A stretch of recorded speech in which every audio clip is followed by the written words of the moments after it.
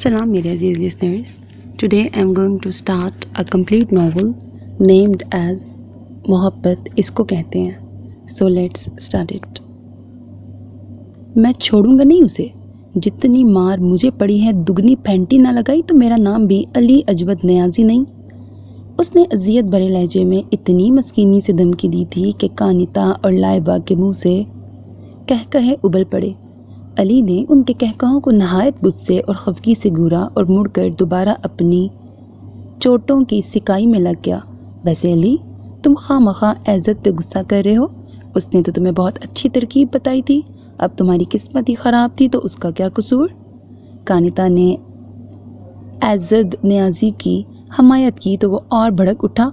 बस तुम चुप रहो, ज़्यादा नमक हलाली करने की ज़रूरत नहीं. बड़ी आई बेचारे की हमायत करने वाली. वो जलील घटिया इंसान जानबूझ के ऐसी गलत तरकीबें बताता है कि हम जलील और रुस्वा हों. वह आप भी उसकी तरकीबों के हाथों कई बार ज़ख्मी हो चुका है.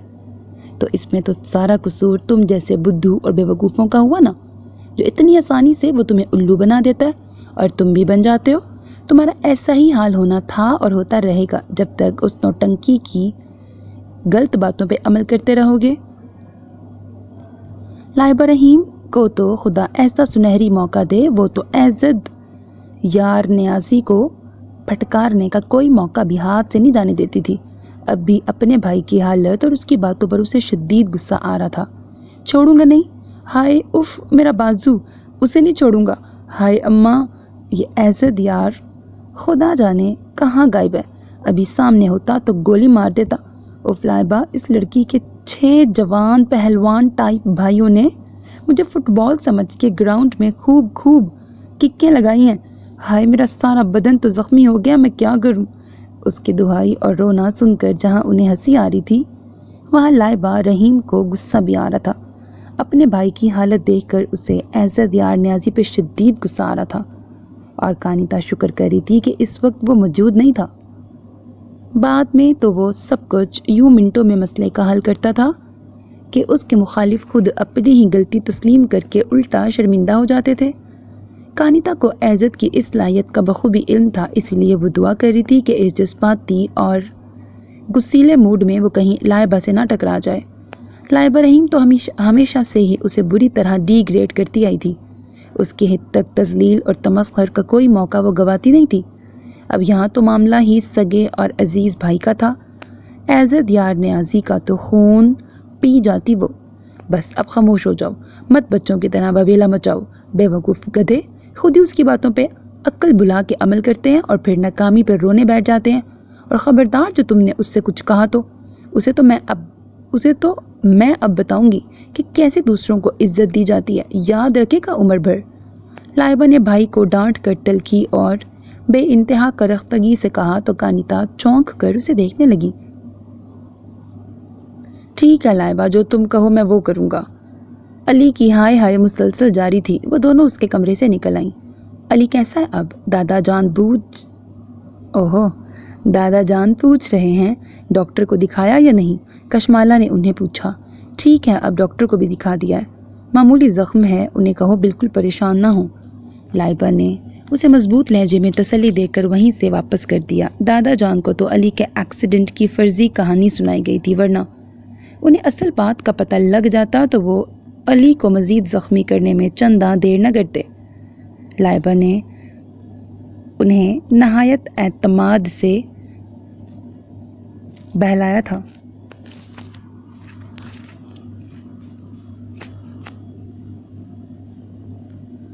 अब ये तो सिर्फ वो तीनों ही जानते थे कि अली साहब महबूबा के 6 अदद जवान पहलवान टाइप भाइयों के हाथों इस हालत को पहुंचा था. अली कई दिनों से इस कोशिश में था कि किसी तरह व्हाइट हाउस की बालकनी में खड़ी उस खूबसूरत बेहद मासूम लड़की को अपना हाल दिल सुना सके, जिसकी एक झलक ने ही उसके दिल की दुनिया को ज़ेरो बम कर दिया था. महज एक झलक उस मासूम हिरनी सी आंखों वाली लड़की की देखकर ही वो अपना आप खो बैठा था. उसके जज्बे इतनी शिद्दत इख्तियार करते जा रहे थे कि वो अच्छा भला पढ़ा लिखा बरसरे रोज़गार नौजवान जैसे पागल सा होने लगा था. हर रोज़ वो उस वाइट हाउस के सामने एक मुकर्ररा वक्त पे पहुंचकर कई सालों तक उसे तकता रहता था. मगर वो बेहिस न जाने आंखें रखते हुए भी क्यों उसकी तरफ नहीं देखती थी. حالانکہ انسانی فطرت اور اس کی چھٹی حص بہت جلد ہمیں کسی بھی غیر معمولی نگاہ یا واقعے کی فوراً آگہی دیتی ہے، مگر وہ تو اپنے آپ میں گم خاموشی سے ریلنگ پر جھکی سڑک پہ نظریں دوڑاتی رہتی تھی اور پھر بے نیازی سے پلٹ کے اندر کہیں گم ہو جاتی۔ علی کا خیال تھا کہ وہ یا تو جان بوجھ کے ایسا کر رہی تھی یا واقعی وہ اتنی لاپرواہ اور بے حس تھی کہ اس کی موجودگی اس کے والہانہ پن اور آنکھوں سے لپکتے جذبوں کو پہچان نہیں سکی تھی۔ کچھ تھا اور یہ پر اسراریت ہی علی کو اور زیادہ اس کی طرف مائل کر گئی۔ کہتے ہیں عشق اور مشق چھپائے نہیں چھپتے۔ علی کی بے چینی اور مضطرب حالت نے بہت جلد ان کو اپنی طرف متوجہ کر لیا، اور سب سے پہلے عزت یار نیازی نے ہی اس بات کو محسوس کیا تھا کہ وہ اڑتی چڑیا کے پر گننے میں مشہور تھا۔ بھلا اس کی عقابی نگاہوں سے وہ کب تک چھپا رہ سکتا تھا؟ سارے بہانے ہوا ہو گئے اور آخرکار اسے تمام داستان سنانی پڑی۔ اس کی داستانی غم سن کر سب نے حسب توقع بڑھ چڑھ کر رضاکارانہ خدمات پیش کی تھیں۔ ایک سے بڑھ کر ایک مشورہ دیا جا رہا تھا۔ وہ کچھ دیر تو خاموشی سے اس طوفانی بدتمیزی کو برداشت کرتا رہا، پھر تنگ آ کر چیخ پڑا، خدا کے لیے خاموش ہو جاؤ، تم سب لوگ اس طرح مجھے زیادہ اذیت دے رہے ہو۔ ارے علی میرے بھائی، کیوں فکر مند ہوتے ہو؟ ان سب کو دفع کرو، یہ کم عقل اس میدان کے نو وارد کیا جانے، چھوڑو انہیں، آؤ میں تمہیں بتاتا ہوں کہ کیا کرنا ہوگا اور کیسے، کب، اور تم نے کسی کی نہیں سننی۔ عزت یار نے پیار سے گردن کے گرد بازو حائل کر کے اسے قریب گھسیٹ کر بے انتہا ہمدردی اور محبت سے کہا۔ علی وہاب اور روحیل کے ساتھ ساتھ کانتا اور کشمالہ نے بھی حیرت اور خفگی سے اسے گھورا۔ ہاں یہ پرانا تجربہ کار ہے، ویسے بھی اس نے تمام نسخے آزما رکھے ہیں۔ روحیل نے جل کے طنز کیا، خود تو نہیں آزمائے مگر دوسروں نے ضرور میرے بتائے ہوئے طریقوں پر عمل کر کے منزل مراد کو پا لیا ہے۔ تم بھول رہے ہو؟ عزت یار نے اس کی دکھتی رگ پر ہاتھ رکھا تھا۔ گروجی ہم تو آپ کو استاد مانتے ہیں، مگر یہ وہاب بیچارہ ابھی تک اس مار کو بھلا نہیں سکا جو آپ کے مشورے پہ عمل کر کے اس نے کھائی تھی۔ روحیل نے بظاہر مسکراتے ہوئے مگر تنزیہ عزت یار پہ چوٹ کی تھی۔ واہ، یہ خوب کہی، میرا کام ترکیب بتانا تھا، عمل کرنا تو اس بیوقوف نے خود تھا۔ اب بھلا اس لڑکی کو نامہ محبت دینے سے پہلے کم از کم یہ تو دیکھ لیتا کہ وہ حسینہ ایک عدد خونخوار کتے کو اپنی حفاظت کے لیے ساتھ واک کے لیے لاتی تھی۔ پہلی اور بڑی غلطی تو یہ تھی کہ ایسی گسیلی اور مرد مار قسم کی لڑکی سے دل ہی کیوں لگایا تھا۔ نمبر 2، ہمت کر ہی لی تھی تو عقل استعمال کرتے۔ تجھے سارا حدود اربہ بتا دیا اور اہم ترین فریق کتے کا سرے سے گول کر دیا۔ اب بتاؤ میری ترکیب میں جھول تھا یا اس کی کم عقلی نے اسے مروایا؟ اس نے اتنے مدلل انداز میں سمجھایا کہ وہ سب اس کے ہم نوا ہو گئے۔ یہی تو فن آتا تھا اسے، منٹوں میں یوں مخاطب کو شیشے میں اتارتا تھا کہ غلطی اس کی نہیں دوسروں کو اپنی ہی محسوس ہوتی تھی۔ ویسے اس کا کہنا سچ بھی تھا۔ اس نے نامہ محبت لکھ کر نہایت زبردست اور تیز خوشبو میں تربتر کر کے وہاب کو دیا تھا، بشرط یہ کہ محبوب کے قدموں میں گرنے کا دعویٰ کیا تھا۔ مگر برا ہوا قسمت کا، وہاب نے جناح گارڈن میں آنے والی اس خوبصورت اور مغرور حسینہ کو حال دل بتانے کے لیے پورا 1 مہینہ مختلف ترکیبیں اور طریقے سوچے تھے، مگر آخرکار عزت یار کا طریقہ سب سے مناسب اور بہتر لگا۔ صبح سویرے وہ نہا دھو کر بہترین 3 پیس سوٹ پہن کر جاگنگ کے لیے گارڈن پہنچا تو بہت سے لوگوں نے حیرت سے اسے دیکھا تھا، مگر اسے کب پرواہ تھی۔ ہاتھ میں دبے خوشبو سے تربتر خط کی طرح وہ خود بھی آدھی شیشی پرفیوم انڈیل آیا تھا۔ عزت یار نے کہا تھا، اچھی خوشبو عورت کی کمزوری ہوتی ہے اور اکثر یہی خوشبو 2 پریمیوں کے درمیان مضبوط بندھن بن جاتی ہے۔ اب عزت یار کی بتائی ہوئی تمام ہدایات پر حرف بہ حرف عمل کر کے وہ اس خوبصورت ماڈرن دوشیزہ کے سامنے جا کے کھڑا ہوا۔ اس لڑکی نے گھور کر حیرانگی سے اسے سر سے پیر تک دیکھا۔ 3 پیس سوٹ اور خوشبو میں نہایا نوجوان، کیا بات ہے؟ نہایت کرخت انداز میں پوچھا گیا تو وہ ڈگمگا سا گیا۔ جی وہ سوئی وہ پر اٹک سی گئی، بمشکل تھوک نکلا، کیا وہ واٹس دی پرابلم؟ اب کہ انگریزی میں ڈانٹ کر کہا تو اس نے بغیر کچھ کہے جلدی سے خط اس کی طرف بڑھا دیے۔ حیرانی سے گلابی لفافے کو دیکھا، پھر وہاب کو چند ثانیے سوچ کے خط اٹھا کے پڑھنے لگی۔ جوں جوں وہ پڑھتی جا رہی تھی چہرے کے تاثرات بدلتے جا رہے تھے۔ وہاب خاموشی سے اسے دیکھ رہا تھا، سمجھ میں نہیں آ رہا تھا کہ وہ خوش ہے یا غصے میں۔ خط ختم کر کے اس نے بغور سر سے پاؤں تک دوبارہ گھورا۔ تو یہ بات ہے، اس نے دانت پیس کر آہستگی سے کہا، اور پھر ایک دم ہی مڑ کر چند قدم دور خاموشی اور آرام سے بیٹھے کتے کو نہ جانے کیا اشارہ کیا کہ وہ نہایت خوفناک انداز میں بھونکتا ہوا وہاب کی طرف آیا۔ وہاب ابھی اس خفیہ اشارے کو سمجھنے کی ہی کوشش کر رہا تھا کہ کتے نے اس پہ چھلانگ لگا دی۔ وہ بمشکل جھکائی دے کے بچا، سرپٹ بھاگ کھڑا ہوا۔ لڑکی اس کی حالت پہ بے تحاشا زور زور سے ہنس رہی تھی، جبکہ وہ اندھا دھند بھاگ رہا تھا۔ یہ بھی شکر تھا کہ وہ کالج کا بہترین کھلاڑی تھا، دوڑ میں اس کا مقابلہ کرنا بہت مشکل تھا۔ آج اسی صلاحیت نے تو اسے بچا لیا تھا، مگر گھر پہنچنے تک وہ 3 پیس سوٹ جاگنگ ڈریس بن چکا تھا۔ تیز خوشبو کے ساتھ پسینہ سر سے پاؤں تک بہہ رہا تھا۔ سڑکوں پر بھی ہر شخص نے نہایت حیرت اور استہزائیہ انداز میں اسے گھورا تھا۔ گیٹ لانگ جمپ سے پھلانگ کر وہ سیدھا لان کی گھاس پر جا گرا۔ گیٹ بند تھا اور کتا باہر کھڑا اب تک اچھل اچھل کر بھونک رہا تھا۔ غصے میں اس نے اپنا قیمتی جوتا اتار کے کتے کو دے مارا، اور وہ ذلیل گھٹیا جانور اس کا جوتا منہ میں دبا کے بھاگ گیا۔ اب وہاب اوئے اوئے کر کے پیچھے تھا، مگر کتا اب واپسی میں اس سے بہت تیز بھاگ رہا تھا، سو وہ بھی جلد ہی واپس مڑ گیا۔ اس کا بدن شدید دکھ رہا تھا، اور جسمانی تکلیف کے ساتھ ساتھ ذہنی کوفت اور شرمندگی نے الگ برا حال کر رکھا تھا۔ اس کے انتظار میں تمام چنڈال چوکڑی لان میں موجود تھی۔ اس کا حلیہ دیکھتے وہ سب زور زور سے ہنس پڑے۔ ابے یہ کیا ہو گیا اسے؟ یہاں سے تو اچھا بھلا بھیجا تھا ہم نے، واپسی میں اتنی ٹوٹ پھوٹ کیسے ہو گئی؟ روہیل نے چاروں طرف گھوم کر یوں جائزہ لیا جیسے کسی ورک شاپ سے واپسی پر مرمت شدہ گاڑی کو دیکھا جاتا ہے۔ ابے یار وہاب، ایک جوتا کدھر گیا میرا؟ کیا اس نے نشانی کے طور پر ایک جوتا مانگ لیا تم سے؟ ابے دینا تھا تو اپنا دیتا، میرا ایک اکلوتا اتنا قیمتی جوتا تھا، وہ بھی تم نے دے دیا۔ یار اسے صاف بتا دے، میں نے ادھار مانگا تھا کل، اپنا پہن کے آؤں گا تو دے دوں گا، یہ تو بہت زیادتی کی تم نے۔ علی نے جوتا غائب دیکھ کر دہائی شروع کر دی تھی تو وہ چیخ پڑا، بس چپ، بند کرو بکواس، خدا کے لیے خاموش ہو جاؤ، کیوں مرے جا رہے ہو؟ لے دوں گا جوتا تمہیں، ویسا ہی، اب چلے جاؤ یہاں سے سب۔ اسے یوں پریشان برے حال میں دیکھ کر کانیتا نے سب کو ڈانٹ دیا اور پیار سے اس سے پوچھا، وہاب بھائی یہ آپ کا حلیہ کیا ہوا؟ کہیں خدا نہ خواستہ؟ اور اس کی اس ہمدردی پر اس کا دل بھر آیا، رو رو کر داستان کہہ سنائی۔ بظاہر تو وہ سب خاموشی اداسی سے سن رہے تھے، مگر اندر جیسے کہے ابلنے کو تیار تھے، جو بمشکل اس کے ناراضگی کے ڈر سے ضبط کر کے بیٹھے تھے۔ اور وہ جوں ہی خاموش کھڑا ہوا، روہیل نے دوبارہ اپنے جوتے کی دہائی دے دی۔ یار کتنا گھٹیا انسان ہے، میرے ساتھ اتنا برا ہوا، میری حالت نہیں دیکھ رہا، اپنے جوتے کی فکر پڑی ہے۔ وہاب نے اسے ڈانٹ دیا، مگر یار جوتا اس داستان میں جوتا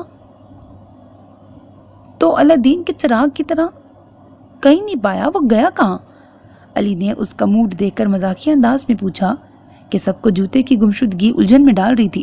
وہ رک سا گیا، وہ وہی ذلیل کتا لے گیا، بالآخر کہہ ڈالا، کیا؟ وہ سب با جماعت چیخے، مگر وہ تو روہیل کے سائز کا تھا، کیا اس کا سائز کسی اور کو بھی فٹ آتا ہے؟ علی کے گہرے پوشیدہ طنز سے سبھی مسکرا دیا، مگر روہیل کا منہ بن گیا۔ علی کو باقاعدہ آنکھیں نکالنے لگا تھا۔ ارے مگر یہ تو دیکھیں کہ اس کی اور روہیل کی پسند کتنی ملتی جلتی ہے۔ کانیتا نے ہنستے ہوئے گفتگو میں حصہ لیا۔ او شٹ اپ، خبردار جو کسی نے مجھے اب کچھ کہا تو۔ روہیل غصے میں اٹھ کر اندر چلا گیا۔ میں عزت یار کو نہیں بخشوں گا، اس کی وجہ سے یہ ساری مصیبت نازل ہوئی ہے، اسی نے یہ بھونڈا اور نہایت غیر مناسب طریقہ بتایا تھا۔ بڑا دعویٰ تھا، محبوب خط پڑھتے ہی گلے آ لگے گا۔ وہاں آپ نے جل کر اسے برا بھلا کہا، اور بجائے محبوب کے اس کا کتا گلے لگ گیا۔ کشمالہ نے اتنی معصومیت سے کہا کہ وہ تمام ایک بار پھر ہنس پڑے، مگر عزت یار کو کچھ کہنے کی ضرورت ہی نہ پڑی۔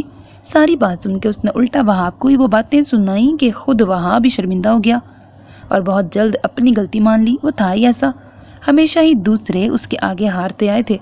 وہ بظاہر نہایت اول جلول گپی سا بندہ حقیقتاً بہت ذہین تھا، اوپر سے شاندار مردانہ وجاہت کے اس گندے سے حلیے میں بھی خاندان بھر کے تمام ویل ڈریس لڑکوں سے حسین نظر آتا، اور سب لڑکیوں کی توجہ اس کی طرف مبذول دیکھ کر جل جاتے تھے۔ گھر بھر میں اسے بہت زیادہ توجہ دی جاتی تھی۔ خالہ زینب کی وفات کے بعد نانا جان اس 2 سال کے ننھے سے سہمے ہوئے بچے کو اپنے پاس لے آئے تھے۔ ماموں اور ممانیوں نے اسے ہاتھوں ہاتھ لیا، سبھی اس سے بہت پیار کرتے تھے تاکہ وہ ماں کی کمی محسوس نہ کرے۔ نانا جان اور نانی جان کی تو جان تھا۔ سب کے لاڈ پیار اور دوسرے بچوں کے مقابلے میں اس پر غیر معمولی توجہ نے اسے حاکم سا بنا دیا تھا۔ تمام بچوں پر وہ روب جھاڑتا تھا اور جوں جوں بڑا ہوتا گیا شرارتوں میں بھی اضافہ ہوتا رہا۔ نانا جان کے اس بڑے سے حویلی نما گھر میں دونوں ماموں اپنی 6 عدد اولادوں کے ساتھ اکٹھے ہی رہتے تھے۔ تمام کزنز کا آپس میں پیار محبت اور گہرا رشتہ تھا۔ آپس کی نوک جھوک اور لڑائیاں محبت میں اضافہ ہی کرتی تھیں۔ وہ سب آپس میں دوستوں کی طرح فرینک اور بہت مخلص تھے۔ ان کے راز ایک دوسرے سے چھپے نہ تھے سوائے لائبہ رحیم کے۔ چھوٹے ماموں کی اکلوتی بیٹی اور روحیل وہاب سے بڑی لائبہ کو عزت یار نیازی سے نہ جانے کیا بیر تھا کہ وہ بچپن ہی سے اسے ہر قدم ڈی گریڈ کرنے کی کوشش کرتی تھی۔ اس کے تحقیر آمیز رویے اور تذلیل کو عزت یار بھی تو خاموشی سے برداشت کر لیتا تھا۔ نہ جانے کیوں اس نے کبھی اس کی کسی بات پر اسے پلٹ کر جواب نہیں دیا تھا اور نہ ہی کبھی اس کی بے وجہ زیادتی پہ احتجاج کیا تھا۔ حالانکہ دوسروں کو تو وہ جب تک ایک کی 4 نہ سنا لیتا چین نہ آتا تھا۔ ان کی منطق کو سبھی گھر والے اب تک نہیں سمجھ سکے تھے۔ لائبہ کو نہ جانے کیوں احساس ہو گیا تھا کہ عزت یار ان پر جو روب ڈالتا ہے، ان کے حصے کا پیار بھی وصول کرتا ہے، تو یہ سب درست نہیں۔ وہ خود بھی لاڈلی اور حاکمیت پسند تھی۔ اسے کسی اور کی اپنے سے بڑھ کر اہمیت گوارا نہ تھی۔ پہلے سب نانا نانی اسے چاہتے تھے، گھر بھر کی آنکھ کا تارا تھی، مگر عزت یار کے آنے کے بعد ایک دم ہی سب کی توجہ سے ہٹ کر عزت یار پہ ہو گئی۔ یہ وہ برداشت نہ کر سکی اور بچپن سے ہی اسے اس سے چڑ سی ہو گئی تھی۔ ہر قدم پر وہ اس کی تذلیل اور تحقیر کرتی آئی تھی، اسے تانے اور جلی کٹی سناتی، مگر وہ نہ جانے کیسے اپنے لفظی لیتا تھا۔ وہ حد درجے سنجیدہ مزاج اور ٹو دی پوائنٹ بات کرنے کی عادی تھی اور ایک نمبر کا گپ باز اور چھوڑو دھو۔ وہ نانی جان کے ساتھ بیٹھ کر خاندان بھر کی برائیاں اور عورتوں کے مسائل پر یوں بحث کرتا تھا کہ کیا کوئی بھی جمالو کرتی ہوگی۔ سب لوگ ہنس ہنس کے پاگل ہو جاتے۔ ہر وقت ہنسنا ہنسانا اور بولتے رہنا عزت یار کا مشغلہ اور عادت تھی، اور یہی عادت لائبہ کو سخت ناپسند تھی۔ آج بھی علی کی حالت دیکھ کر اس کا دل چاہ رہا تھا کہ عزت یار نیازی کا وہ حال کرے کہ وہ عمر بھر کے لیے شرارتوں سے توبہ کر لے۔ کانیتا نے تو لاکھوں بار خدا کا شکر ادا کیا تھا کہ وہ آج صبح سے ہی کہیں گیا ہوا تھا، ورنہ اس کی باتوں سے عزت یار کے چہرے پر جو تاریک سایہ سا لہرا جاتا تھا، آنکھوں کی چمکتی لو مدھم ہو جاتی تھی۔ وہ اس کی نظروں سے اوجھل نہ تھی۔ اسے خود بھی بہت دکھ ہوتا تھا۔ وہ سب کو بہت عزیز تھا سوائے لائبہ کے، اور سب کے سمجھانے کے باوجود اس کی نفرت یوں ہی قائم تھی۔ اپنے علاوہ کسی اور کی اہمیت اسے برداشت نہ تھی، اور یہاں وہ مد مقابل تھا جسے بچپن سے ہی اس نے نیچا دکھایا تھا۔ یار مجھے کیا پتا تھا وہ اتنی بے رحم سنگ دل ہوگی۔ بظاہر لاپرواہ سی لگتی تھی، مگر انتہائی چالاکی سے اس نے میرے تمام معمولات نوٹ کر رکھے تھے۔ جو ہی کل میں نے عزت یار کے کہنے کے مطابق گلاب کا پھول اس کی طرف پھینکا، کمبخت کسی نے مجھے پیچھے سے دبوچ لیا۔ بمشکل تمام مڑ کر دیکھا تو انتہائی خونخوار تیور لیے پہلوان ٹائپ بندہ کھڑا تھا۔ اس نے مجھے گردن سے پکڑ کے گیٹ سے اندر لا پھینکا، اور اس کے بعد کچھ نہ پوچھو۔ علی نے کراہ کر بات ادھوری چھوڑ دی۔ روحیل اور وہاب کا ہنس ہنس کے برا حال تھا۔ یار ثابت ہوا تم دونوں کی قسمت میں محبت نام کی کوئی چیز نہیں ہے۔ ہائے ہائے، اتنے برے حالات تو خدا کسی دشمن کو بھی نہ دکھائے۔ روحیل متواتر ہنس رہا تھا۔ بنتا ہے بچوں، کر لو جتنا طنز کر سکتے ہو، دیکھیں گے تمہیں بھی جب یہ وقت تم پہ آیا تو تب پوچھیں گے۔ وہاب نے غصے سے کشن دے مارا تھا اسے۔ مجھے الٹی سیدھی حرکتیں کرنے کی ضرورت ہی نہیں، ہم تو یہاں ہی دل کھو بیٹھے ہیں۔ آخری فقرہ اس نے کانیتا کے قریب آہستگی سے ادا کیا تو وہ بلش ہو کے رہ گئی۔ نظریں ایک دم ہی جھک گئیں، جبکہ وہاب اور علی دونوں باتوں میں مصروف تھے۔ روحیل تو خود اسے بھی بہت پسند تھا، ویسے بھی دونوں میں بہت گاڑی چھنتی تھی۔ پسند اور مزاج کی ہم آہنگی نے ایک دوسرے کے اور قریب کر دیا تھا۔ ہیلو ڈیئر کزنز، کیا حال ہے؟ عزت یار نے حسب معمول کمرے میں گھستے ہی زوردار نعرہ لگایا اور سیدھا جوتوں سمیت علی کے بستر پہ جا پڑا۔ توبہ ہے، یہ اپنے نانا جان کا حال بھی ٹکے کی بڑھیا ٹکا سر منڈائی جیسا ہے۔ کتنا منع کیا تھا کہ پرانا اے سی نہ لیں، خاصی کمزور کنڈیشن میں ہے مگر لے لیا۔ اب دگنا اس پہ لگا چکے ہیں مگر ڈھاک کے وہی 3 پات۔ اتنے میں تو نیا آ جاتا، سچ جب بھی دکاندار کے پاس جاتا ہوں سخت شرمندگی ہوتی ہے۔ اب تو وہ کم بخت بھی مرزا کی سائیکل کی طرح دیکھتے ہی کہتا ہے نیازی صاحب خدا کے واسطے اسے کباڑیے کے ہاتھ بھیج دیں، لوہا کافی نکلے گا، اور وقت گزرا تو اسے بھی زنگ لگ جائے گا اور ہاتھ ہی ملتے رہ جائیں گے۔ اس کی زبان سو کی رفتار سے چل پڑی تھی اور حسب معمول ہر فقرے میں محاورات کا استعمال بھی برمحل جاری تھا۔ اس کی یہی گفتگو تو ان سب کو محظوظ کرتی تھی۔ وہ اس کے محاورات سے خوب ہز اٹھاتے تھے، مگر اس وقت وہ حیرت زدہ رہ گیا جب اتنی مزاحیہ بات کہ پرانے اے سی والا معاملہ ان کا پسندیدہ موضوع تھا، پھر بھی وہ سب بے تحاشا سنجیدہ اور خاموش اسے تک رہے تھے۔ خیریت کیا ہوا ہے؟ یہ سب کی شکلوں پہ 12 کیوں بج رہے ہیں؟ اور ارے علی کیا ہوا تمہیں؟ ہاں یاد آیا، لو میرا بھی دماغ ٹھکانے پہ نہیں رہتا۔ تمہارا معاملہ کہاں تک پہنچا؟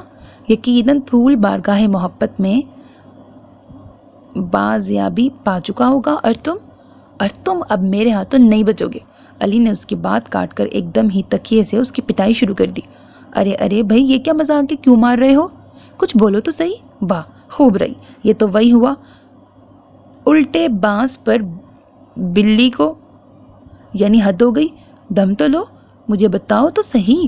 بمشکل تمام وہ اسے ٹھنڈا کرنے میں کامیاب ہوا۔ روہیل نے جب ساری بات بتائی تو اس پہ ہنسی کا دورہ سا پڑ گیا۔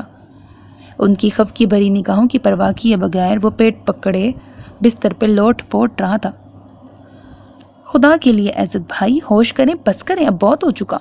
کانتا نے بمشکل اسے سنبھالا۔ اس نے تینوں کو دیکھا اور پھر بے تحاشا ہنسنا شروع کر دیا۔ روہیل، کانتا اور وہاب بھی اسے دیکھ کر مسکرا دیے تھے، جبکہ علی بمشکل ضبط کیے اسے گھور رہا تھا۔ یہ کیا طوفان بدتمیزی مچا رکھا ہے تم لوگوں نے؟ اسی وقت لائبہ نے اندر آ کر نہایت سختی سے ڈانٹ کے پوچھا۔ ایک نظر عزت یار پہ ڈالی اور پھر وہاب اور روہیل کو۔ وہاب، روہیل، تم لوگ بہت بدتمیز ہوتے جا رہے ہو۔ کتنی دفعہ سمجھایا فضول لوگوں میں بیٹھ کے وقت ضائع کرنے کی بجائے پڑھا کرو تاکہ کچھ عقل تمیز آ جائے۔ تمہیں ہر وقت بیہودہ لوگوں کی طرح ہنسی مذاق مجھے قطعاً ناپسند ہے۔ بھائی کی حالت دیکھو، شیم آن یو۔ اس کے تحقیر آمیز الفاظ تیر کی طرح عزت یار کے دل میں گھس گئے۔ چہرے پر تاریک سا سایہ انہوں نے بغور دیکھ لیا تھا۔ سبھی ایک دم سنجیدہ ہو گئے۔ اس کی عادت سے واقف تھے کہ وہ بظاہر تو انہیں ڈانٹ رہی تھی، مگر در حقیقت عزت یار کو جتا رہی تھی۔ اوہو بھائی لائبہ، ہم لوگ آپس میں ہنسی مذاق کر رہے تھے، کوئی بےہود کی نہیں، خواہ کیوں غصہ کرتی ہو؟ علی لاکھ غصہ کرتا، مگر یوں عزت یار نیازی کی سب کے سامنے بے عزتی اور تحقیر وہ بھی برداشت نہ کر سکا۔ ویسے بھی سب تقریباً ہم عمر ہی تھے، بے تکلفی سے ایک دوسرے کا نام لیتے اور دوستوں کی طرح رہتے تھے، سوائے لائبہ کے جو ویسے تو بہت خوش مزاج اور ہلا گلا کر لیتی تھی، مگر عزت یار کی موجودگی میں جانے کیوں جل کے ماتھے پہ بل ڈال لیتی اور علی اور وہاب پر اپنا بڑا پن جتانے کی کوشش کرتی۔ ابھی بھی علی نے آہستگی سے اسے سمجھانے کے سے انداز میں کہا، مگر وہ ایک غصیلی نظر ان پہ ڈال کے واپس مڑ گئی تھی، اور عزت یار نیازی علی کی محبت محسوس کر کے اشک بار سا ہو گیا تھا، مگر یہ کیفیت صرف ایک لمحے کی تھی۔ اگلے ہی پل وہ دوبارہ اپنی جون میں آ چکا تھا۔ خواتین و حضرات، برائے مہربانی ڈر اور خوف کی فضا سے باہر نکل آئیں، کیونکہ طوفان گرج چمک کر گزر چکا ہے اور اب موسم سہانا، مطلع صاف شفاف ہے۔ اس نے اتنے مزاحیہ انداز میں اطلاع دی کہ وہ بھی سب مسکرا دیے، اور اس نے اپنی باتوں سے لمحوں میں علی کو دوبارہ اپنا گرویدہ بنا لیا تھا، اور علی تمام باتیں بھلا کر نہایت انہماک سے وائٹ ہاؤس کی بالکنی میں کھڑی لڑکی کو حال دل سنانے کے لیے کسی نئے طریقے پر اس کے ساتھ مل کر غور و خوض کر رہا تھا۔ نانو، توبہ توبہ، آپ یہ تو دیکھیں، یہ لڑکا ہے یا لڑکی؟ ذرا غور سے دیکھ کے بتائیں۔ میگزین ہاتھ میں لیے وہ نانو کو چن چن کر فیشن کے صفحات پہ لڑکے لڑکیوں کی تصاویر دکھا رہا تھا، اور نانو تھوک کے حساب سے توبہ استغفار پڑھتے ہوئے فیشن کو بے بھاؤ سنا رہی تھی۔ ارے کوکی، یہ تو مجھے لڑکا لگتی ہے، لگتی کیا بلکہ ہے ہی لڑکا کیوں؟ نانو پیار سے اسے بچپن سے ہی کوکی کہتی تھی۔ ناک پہ چشمہ درست کرتے ہوئے انہوں نے غور و خوض کے بعد بلاخر کہہ ہی دیا تو وہ کہا لگا کے ہنس پڑا۔ بس نانو، اتنی دیر تحقیق کے بعد بھی آپ کا اندازہ غلط نکلا جناب، یہ لڑکی ہے، لڑکی ہے۔ ارے میرے خدا، توبہ توبہ، اللہ، اس زمانے کو کیا ہو گیا ہے؟ قیامت کی نشانیاں ہیں۔ ارے لڑکیوں کے حلیے لڑکوں جیسے، پتہ نہیں کیوں اپنی نسوانیت اور خوبصورتی کو جان بوجھ کے بگاڑتی ہیں یہ فیشن زدہ لڑکیاں، خدا کا شکر نہیں کرتی۔ اللہ نے اتنی پیاری شکل دی ہے، بال دیے، جو لباس عورتوں کا ہو وہی پہنو، بھلا مردوں کے لباس کہاں اچھے لگتے ہیں انہیں؟ نانو تو ویسے ہی خلاف تھی فیشن کے، شروع ہو گئیں، اور کچھ ہی دور بیٹھی لائبہ نے کھا جانے والی نظروں سے عزت یار کو دیکھا۔ اس کی اس ساری بکواس اور چالاکی کا سبب وہ جانتی تھی۔ اس نے حال ہی میں شارٹ باب سٹائل میں کٹنگ کرائی تھی اور عزت یار کو لمبے بال پسند تھے۔ اچھے بھلے بالوں کو محض اس کی ضد میں آ کے کٹوا دیا تھا۔ نانو نے تو بہت ڈانٹا تھا اسے، مگر وہ ہر دھرم تھی، جو دل چاہتا کر ڈالتی تھی۔ اور اب عزت یار جان بوجھ کر نانو کو فیشن میگ سے چن چن کے تصاویر دکھا رہا تھا، محض اسے جلانے کی خاطر۔ یہ اس کا خیال تھا، ورنہ براہ راست کبھی اس نے کچھ نہیں کہا تھا، مگر انڈائریکٹ ہی خاصا طنز کر جاتا تھا۔ دادی اماں، مجھے فاریہ کے گھر جانا ہے اور علی وہاب دونوں میں سے ابھی تک کوئی بھی نہیں آیا، اتنی دیر ہو گئی ہے۔ مزید اس کی بکواس برداشت نہ کر سکی تو غصے سے قریب آ کر چیخی۔ وہ اپنے دھیان میں چھالیاں کترنے میں مصروف تھیں، ایک دم چونک کر اسے دیکھا، پھر لاپرواہی سے چھالیاں پھانکتے عزت یار کو۔ اوہو بچی، اس میں اتنا گرم کاہے کو ہو رہی ہو؟ یہ اپنا عزت یار بیٹھا ہے نا، اس کے ساتھ چلی جاؤ۔ جا کوکی بچے، لائبہ کو چھوڑ آ۔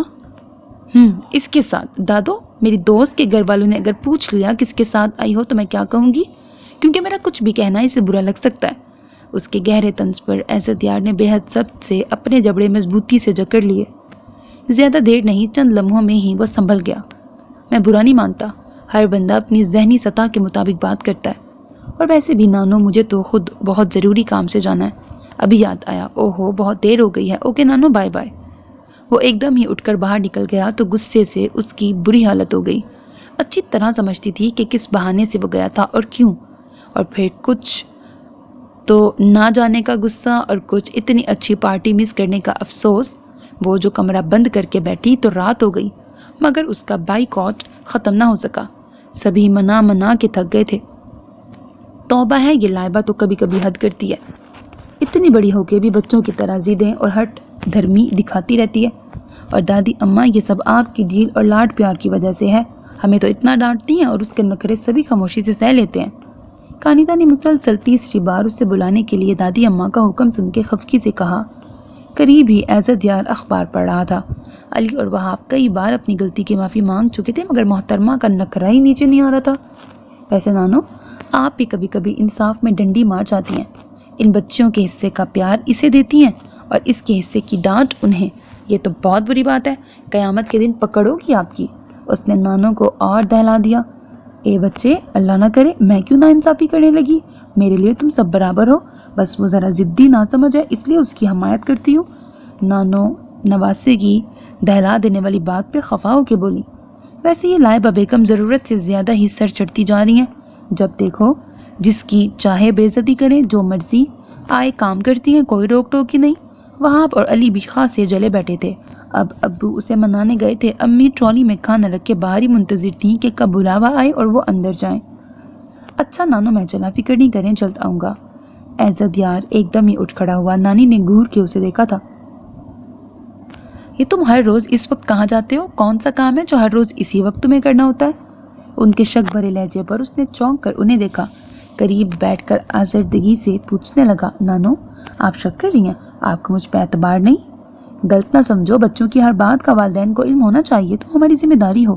میں نہیں چاہتی کہ اس بڑھاپے میں مجھے کسی سے کوئی غلط بات سننے کو ملے۔ نانو فکر نہ کریں، آپ کا کوکی کبھی آپ کو دکھ دینے کا سوچ بھی نہیں سکتا۔ میرے حوالے سے آئندہ کبھی ایسی بات نہ سوچیے گا، میں آپ کو یقین دلاتا ہوں، اعتماد کریں مجھ پہ۔ اس نے پیار سے نانو کے ہاتھ چوم کر کہا اور سنجیدگی سے اٹھ کے باہر چلا گیا۔ نانو پیار اور دکھ کے ملے جلے تاثر سے اسے جاتا دیکھ رہی تھی۔ ان کی اکلوتی لاڈلی بیٹی اور بھانجا شادی کے صرف 3 سال بعد ہی ایک نشانی ان کی گود میں ڈال کر دنیا سے رخصت ہو گئے تھے۔ اس وقت لاڈلی جوان بیٹی کی موت کا صدمہ صرف کوکی ہی کی وجہ سے کم ہوا تھا۔ اسے بہت لاڈ پیار اور جی جان سے پالا تھا، ذرا جو کوئی بات کر دیتا تو اس کو خوب ڈانٹتی تھی۔ بہویں دونوں اچھی تھیں، اپنے بچوں کے ساتھ اس کا بھی خیال رکھتی تھیں۔ ہم عمر بچوں میں وہ بھی پل گیا تھا، کچھ ساس سسر کا روب تھا کہ چاہتے ہوئے بھی کبھی زیادہ ڈانٹ ڈپٹ نہ کی تھی۔ وہ خود بھی بلا کا ذہین اور خوبصورت تھا، اور ذہین بچے اکثر شرارتی ہوتے ہیں، بولتا بھی بہت تھا۔ اب پتہ نہیں ہر وقت بول کر وہ اپنے اندر کی خاموشی کو مات دینا چاہتا تھا یا واقعی یہ عادت تھی۔ نانو کو اس کی اول جلول اور لاپرواہ حرکتوں سے بہت چڑتی، اکثر اسے صاف ستھرا رہنے اور سمجھداری کی تلقین کرتی رہتی تھی، اور وہ بھی اس وقت تو ان کی نصیحتیں نہایت غور سے سر جھکائے سنتا رہتا تھا، مگر بعد میں جیسے سب بھول جاتا تھا۔ ویسے اس کی باتوں اور شرارتوں سے وہ سبھی خوب محظوظ ہوتے تھے۔ آج بھی وہ صبح صبح لان میں نہا کر ٹب میں پانی ڈال کر اس میں پاؤں ڈبوئے کرسی پہ بیٹھا اخبار پڑھ رہا تھا۔ پنکھا بھی فل سپیڈ سے چل رہا تھا، حالانکہ موسم بہت ٹھنڈا ہو رہا تھا۔ جاتی گرمیوں اور آتی سردیوں کے دن تھے، بلکہ 2 دن پہلے ہونے والی بارش نے تو موسم میں خاصی خنکی بڑھا دی تھی۔ بشیرہ اسے اس حالت میں دیکھ کر حیرانی سے قریب آ کے پوچھنے لگی، صاحب جی آپ کیا کر رہے ہیں؟ اخبار اس طرح کیوں ٹھنڈ میں پڑھ رہے ہیں؟ ارے یار بشیرے، صبح صبح گرم گرم خبروں والا اخبار پڑھ کے سارا دن طبیعت بوجھل بوجھل سی رہتی ہے۔ اختلاج قلب اور گردے میں گرمی کی شکایت الگ، طبیعت کی بیزاری سے تنگ آ کے میں نے سوچا اخبار ٹھنڈا کر کے پڑھنا چاہیے، اور اس ترکیب سے خاصا افاقہ ہے۔ سچ مجھے بڑا مزہ آ رہا ہے۔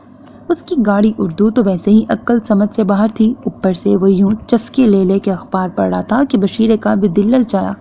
واقعی صاحب جی آپ سچ کہہ رہے ہیں؟ اس نے مشکوک انداز میں پوچھا۔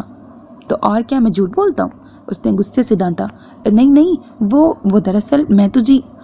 چلو اچھا یوں کرو، تم میری جگہ آ کے دیکھو، خود ہی سمجھ جاؤ گے۔ اس نے جھٹ اس کی بات مان لی، اور عزت نے اس کے پاؤں ٹب میں رکھوائے پنکھے کی طرف رخ کیا اور گیلا گیلا سا اخبار اس کے ہاتھ میں تھمایا اور ڈھونڈ ڈھانٹ کر ڈراؤنی خبر نکالی۔ چلو شاباش، اب یہ قتل والی خبر پڑھو۔ خبر تو اس نے کیا پڑھنی تھی، اس پر تو سردی سے ہلکی ہلکی کپ کپی سی طاری ہو گئی تھی۔ صاحب جی پاؤں باہر نکال لوں؟ بس میں نے اخبار پڑھ لیا۔ خبردار جو تم نے ہلنے جلنے کی کوشش کی تو میری بات پہ یقین نہیں تھا نا؟ اب بیٹھے رہو، اور اگر ذرا بھی یہاں سے اٹھے تو سارا دن کے لیے بٹھائے رکھوں گا۔ پورا اخبار پڑھو، ایک ایک صفحہ، ایک ایک لائن، اشتہار، نوٹس، نیلام، ضرورت، رشتہ، ہر کالم پڑھو۔ چلو زور زور سے شروع ہو جاؤ۔ وہ بھی اپنے نام کا ایک تھا۔ اب بیچارہ بشیر بری طرح پھنس گیا تھا۔ نہایت مسکین سی شکل بنائے وہ یوں اخبار پڑھ رہا تھا جیسے اپنی موت کا پروانہ پڑھ رہا ہو۔ اسے اسی حال میں چھوڑ کر وہ سب کو بلانے اندر چلا گیا، اور جب سب باہر بشیرے کو دیکھنے آئے تو ہنس ہنس کے برا حال ہو گیا۔ بیچارہ بشیرہ تھر تھر کانپ رہا تھا اور اخبار بھی زور و شور سے پڑھ رہا تھا۔ یہ کیا بےہودگی ہے؟ نانا جان کی آواز سنتے ہی سب اچھل پڑے۔ لمحوں میں وہ سب اسے اکیلے چھوڑ کر دور جا کھڑے ہوئے تھے۔ بشیرہ تو ان کو دیکھتے ہی نامعقول حد تک بھاں بھاں کر کے رونے لگا تھا۔ نانا جان نے گہرے سمجھنے والے انداز میں سامنے کھڑے کوکی کو دیکھا۔ باہر نکلو پانی سے اور یہاں آؤ۔ وہ تھر تھر کرتا قریب آ گیا۔ جاؤ جا کے کچن میں چائے پیو اور آگ سینکو۔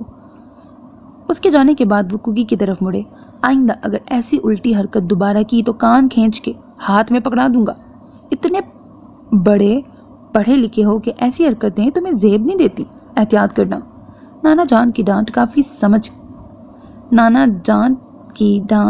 سمجھ کر پیتے ہوئے وہ ان کی طرف مڑا جو بمشکل مسکراہٹ دبائے کھڑے تھے، اور ان کے جانے کے بعد کی کر کے زور زور سے ہنسنا شروع ہو گئے۔ اس نے خفگی سے انہیں دیکھا اور خاموشی سے اندر آ گیا۔ علی وہاں پیچھے پیچھے تھے۔ واہ یار مزہ آ گیا، اس بشیر ہڈرام کے ساتھ یہی ہونا چاہیے تھا۔ کاش دادا جان ابھی اور نہ آتے تو کتنا اچھا ہوتا، خوب سزا ملتی۔ علی نے مزہ لیا کہ وہ اکثر اس کے کپڑے جلا دیتا تھا۔ ہاں مگر مجھے زیادہ مزہ عزت یار نیازی کا منہ دیکھ کے آیا تھا۔ کیا زبردست ڈانٹ پڑی دادا جان سے۔ لائبہ نے کانتا سے کہا تو اس نے افسوس سے اسے دیکھا۔ وہ مزہ بھی عزت یار کو تکلیف میں دیکھ کر محسوس کرتی تھی۔ عجیب حالت تھی اس کی۔ توبہ ہے لائبہ، پتہ نہیں کیوں تم اس سے اتنا کھار کھاتی ہو۔ کبھی تو مثبت انداز میں سوچ لیا کرو، وہ ہمارا پھپھو زیادہ غیر نہیں۔ کانتا نے کئی بار سمجھایا تھا تو میں کون سا رشتے سے انکاری ہوں، لیکن اس کی اہمیت اور برتری میں کسی صورت تسلیم نہیں کر سکتی۔ بچپن سے وہ ہمارے حق کا پیار سب سے وصول کرتا آیا۔ اس کی یتیمی میں ہمارا ہاتھ تو نہیں تھا۔ ماں باپ ایکسیڈنٹ میں مر گئے، کیا ہم نے یہ چاہا تھا؟ روب کس بات کا ڈالتا ہے وہ؟ ہمارا کھانا ہمیں آنکھیں دکھانا، خواہ کی برتری مجھے پسند نہیں۔ اس کے خیال سن کر وہ بہت دکھی ہو گئی۔ پتہ نہیں اس کی ضدی ہٹ درم طبیعت کیا کیا گل کھلائے گی۔ دادی اماں اور دادا ابا تو ان دونوں کو عمر بھر کے لیے ایک بنانا چاہتے تھے، مگر یہاں تو دونوں کے مزاج میں زمین آسمان کا فرق تھا۔ عزت یار نیازی بلا شبہ بہت ذہین اور پڑھا لکھا تھا۔ جلد ہی مناسب جاب ملنے والی تھی، مگر اس کے باوجود وہ بہت لاپرواہ، بدتونی، شرارتی اور غیر سنجیدہ تھا۔ اور لائبہ کو یہی باتیں پسند نہ تھیں۔ اس کی پسند تو سنجیدہ، بردبار اور سمجھدار نوجوان تھا۔ اب دادی اماں کے لاکھ سمجھانے کے باوجود وہ اپنی اوٹ پٹانگ حرکتیں نہیں چھوڑتا تھا۔ نہ جانے کیوں اسے ضد سی ہو گئی تھی کہ وہ اس کی خاطر بدلے گا نہیں، اور یوں حالات مزید خراب ہوتے جا رہے تھے۔ خط قلب جب ابھار مشتری کے درمیان سے نکل رہا ہو تو ایسا شخص قدرے کم جذباتی ہوتا ہے، مگر اس کے خیالات اور مقاصد بہت اونچے ہوتے ہیں۔ یہ خط کی بہت عمدہ شکل ہے۔ ایسے بندے کی زندگی میں رومانس بہت کم ہوتا ہے، اور ہاں، زندگی کے بارے میں بڑا باعزت اور بلند تصور رکھتے ہیں، اور ارے واہ کیا بات ہے، محبت ایک ہی دفعہ کرتے ہیں، اور سچی اور نہایت پاکیزہ بے لوث کرتے ہیں۔ واہ! وہ کانتا کا ہاتھ دیکھ کر اسے حال دل بتا رہا تھا۔ آج ہی پرانی کتابوں میں سے پامسٹری کی کتاب ہاتھ لگ گئی تھی۔ 1 گھنٹے میں ہی پڑھ کر اہم نکات ذہن نشین کر لیے تھے۔ اب جو بندہ بھی ہاتھ لگتا جھٹ ہاتھ دیکھنے کی پیشکش کر دیتا۔ کچھ سچ کچھ جھوٹ، خوب شہرت ہو رہی تھی۔ کوکی بھائی یہ تو دیکھیں کہ کامیابی میری زندگی میں کتنی ہے، اس نے بے حد اشتیاق سے پوچھا۔ ہاں کامیابی بہت ہے، تم بہت کامیاب زندگی گزارو گی، تعلیمی اور ازدواجی دونوں طرح سے۔ اس کی بات سن کر وہ شرما گئی۔ روہیل نے بھی اندر آتے آتے اس کی بات سن لی تھی۔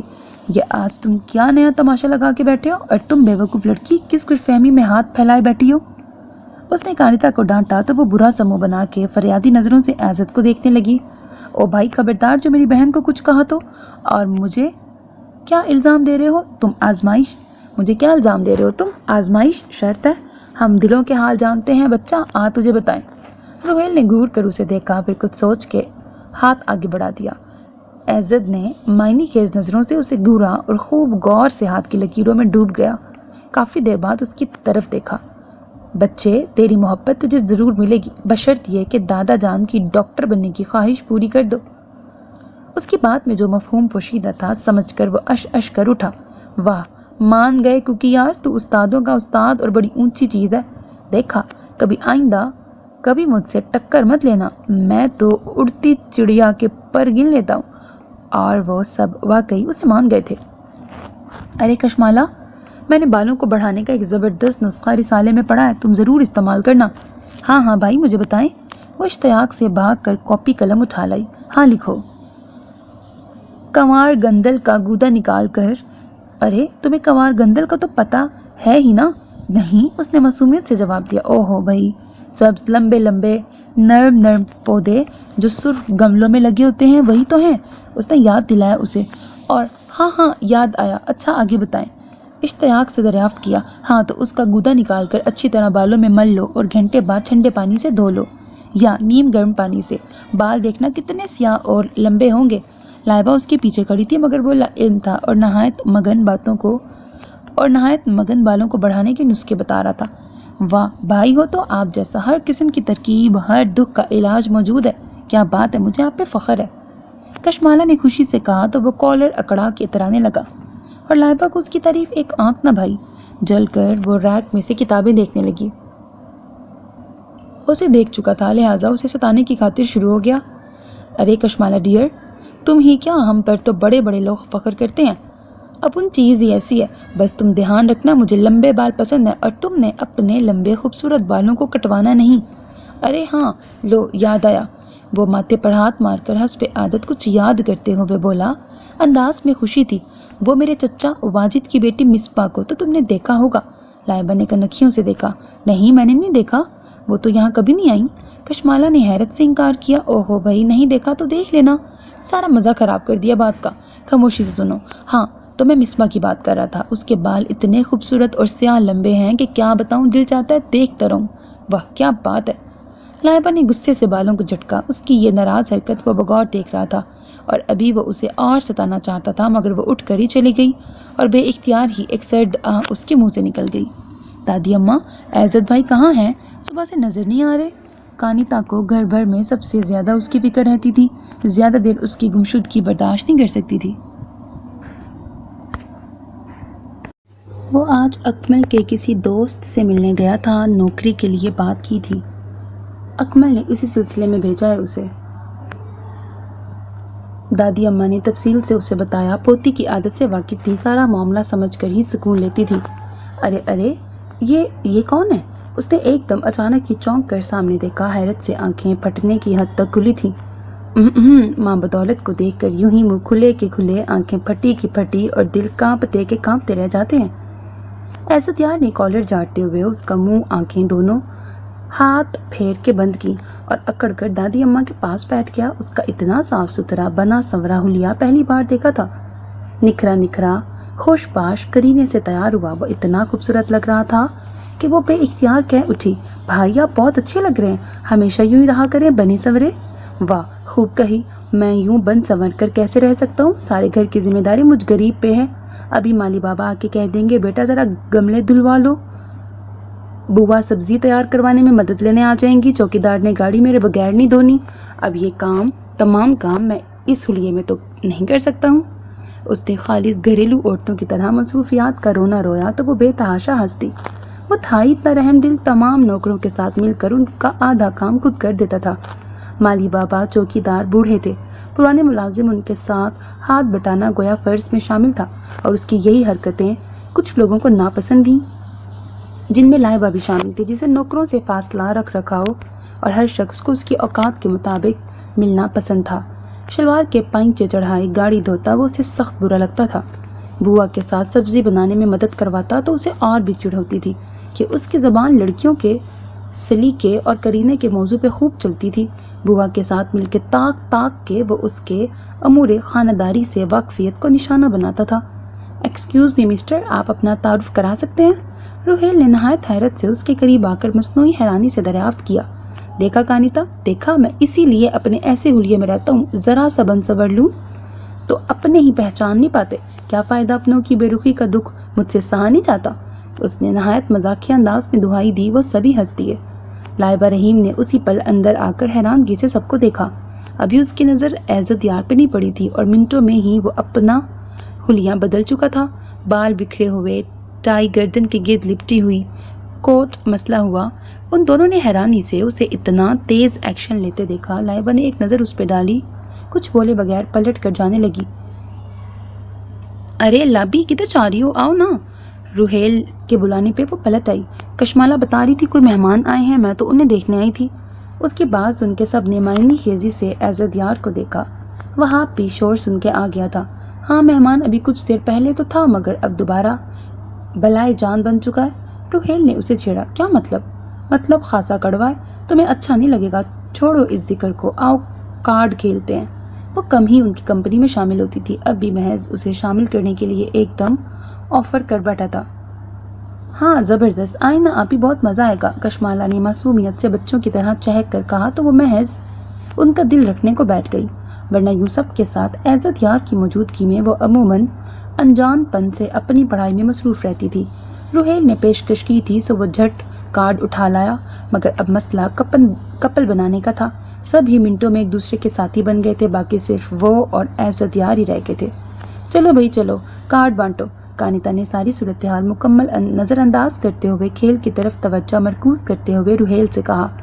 وہ دل ہی دل میں انہیں کوستے ہوئے بادل نخواستہ شامل تھی۔ عزت یار خوب چہک رہا تھا۔ یار پتا پھینکو، اب کیا سوچ رہی ہو؟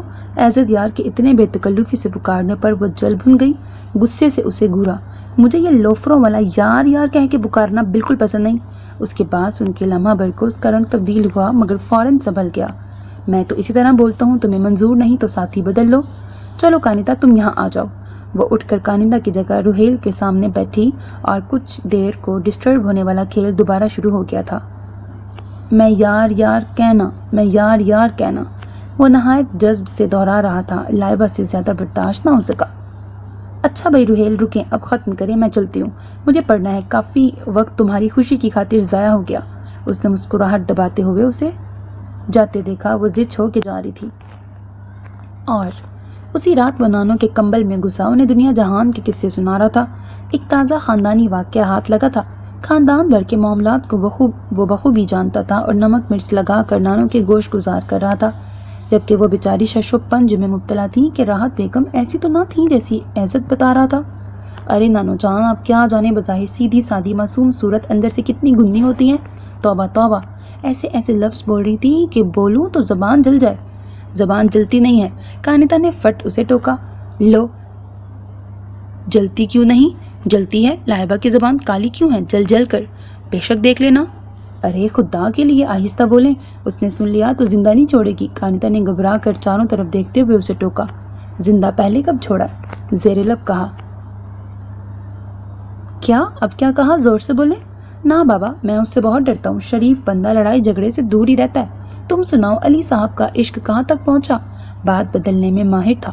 آپ کی ترکیب کی ناکامی کے بعد اس نے توبہ کر لی ہے اور اب اچھے بچوں کی طرح منتظر ہے کہ کب والدین ہاتھ پیلے کرتے ہیں اور اسے کسی نیک بیوی کے پلو باندھتے ہیں۔ اس نے ہنس کر کہا تو وہ بھی ہنسنے لگا۔ ارے ہاں نانو، یہ نانا جان کب آئیں گے؟ اتنے دن ہو گئے انہیں گئے ہوئے۔ ہاں لو انہیں دیکھو، کتنے دن ہو گئے وحید کے پاس ہی جا کے بیٹھ گئے ہیں، واپسی کا کچھ خیال ہی نہیں۔ نانو تو شروع ہو گئی اور وہ مزے سے سنتا رہا۔ توبہ ہے کوکی بھائی، آپ تو بھی جمالوں کو بھی پیچھے چھوڑ جاتے ہیں۔ کشمالہ نے اسے اطمینان سے لیٹے دیکھ کے کہا۔ نانو بیچاری پریشان ہو گئی تھی، نانا جان کو ہفتے سے زائد ہو کیا تھا، اپنے بھتیجے کے پاس سرگودا گئے ہوئے تھے۔ نانو پلیز مجھے کہانی سنائے، وہی لمبے بالوں والی شہزادی کی۔ لائبہ کو کمرے میں آتا دیکھ کر وہ جھٹ شروع ہو گیا اور اس کا دل چاہا عزت یار کا منہ بگاڑ دے۔ ہزاروں بار کی سنی ہوئی کہانی وہ جان بوجھ کے اسے ستانے کو سنتا تھا۔ جواب تو کرارا سا دینا چاہتی تھی مگر ضبط کر گئی اور وہ اس کے چہرے کے بگڑتے زاویوں سے ہز اٹھا رہا تھا۔ نانو کی جان چھوڑ، بچوں کی طرح کہانی سننا ختم کر، تو بڑا ہو گیا ہے کوکی۔ نانو کی ڈانٹ پر اس نے منہ بنا کے اسے دیکھا جو زیر لب مسکرا رہی تھی۔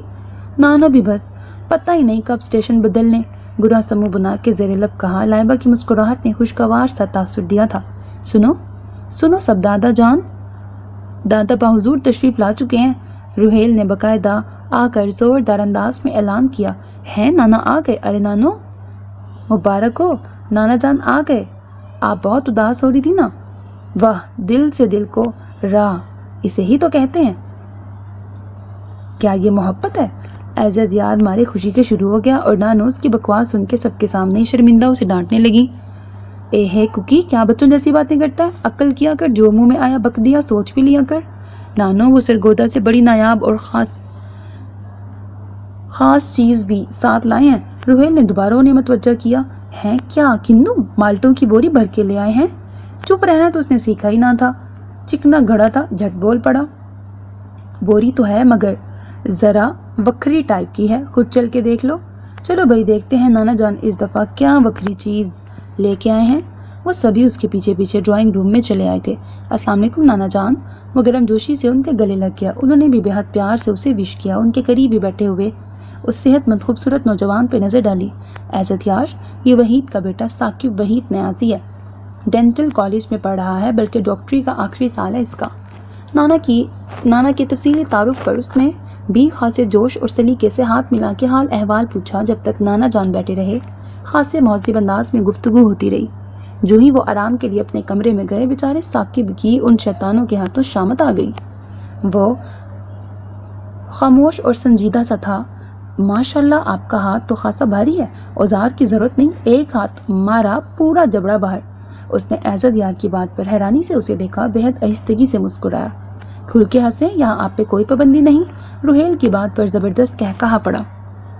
ویسے بہت اچھا ہوا آپ آ گئے، میں تو نہ جانے کب سے آپ کا منتظر تھا۔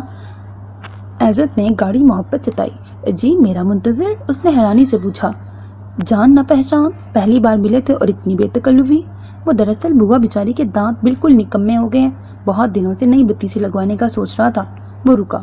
اوہو بھائی، بوا بیچاری کچھ کھا پی بھی نہیں سکتی، آپ ثاقب صاحب ہماری بوا کے نئے دانت لگا دیں گے تو آپ کو اجر عظیم ملے گا۔ وہی ازلی ہمدردی کی عادت، دھیان سے کیونکہ یہ مکمل ڈاکٹر نہیں بنے ابھی اور تجربات میں اکثر چیزیں ضائع ہو جاتی ہیں۔ وہاب نے لقمہ دینا ضروری سمجھا۔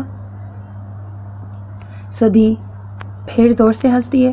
نہیں یار، اب اتنا بھی شرمندہ نہ کرو، کچھ نہ کچھ تو جانتے ہی ہوں گے۔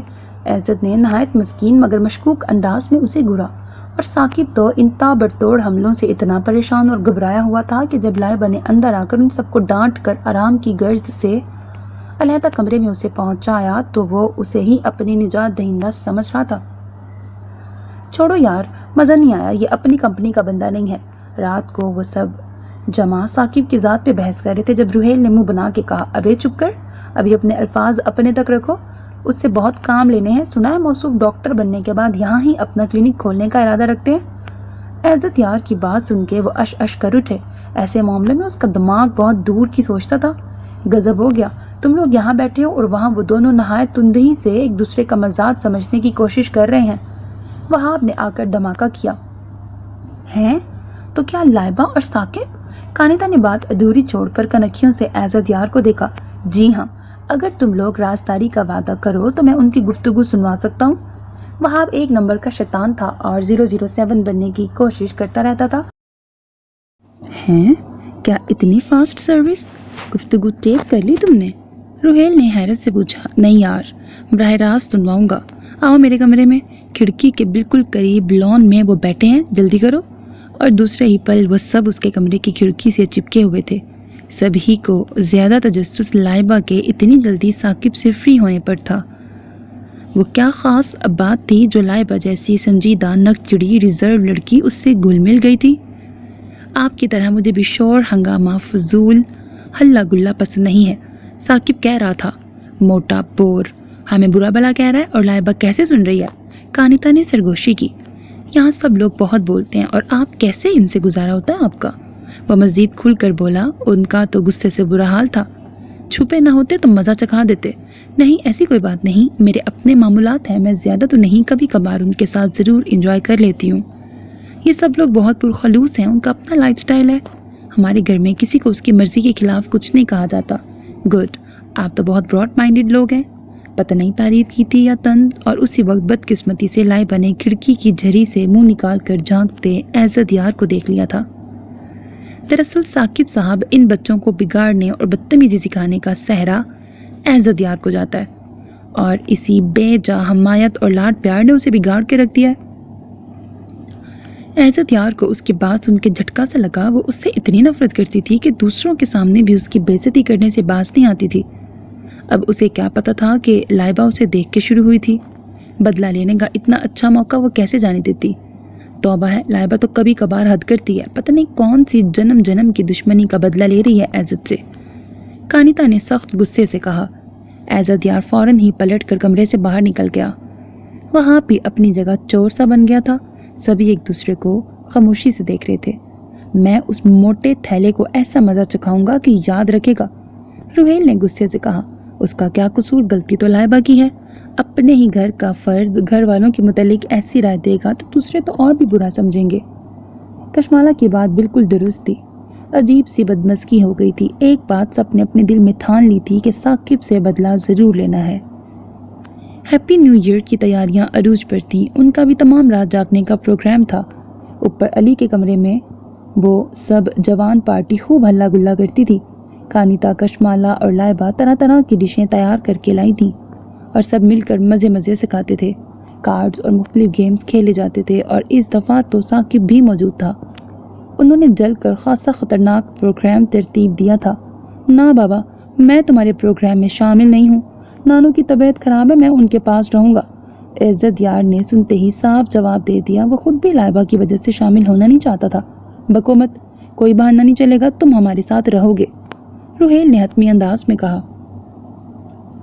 جانتا تھا اس کی موجودگی میں اس کے پاپا اور دادی جان بھی زیادہ ڈانٹ ڈپٹ نہیں کرتے تھے، اور پھر ہنگامی حالت میں جب دادی اماں اچانک حملہ کرتی تھیں تو عزت ہی سب کو بچاتا تھا۔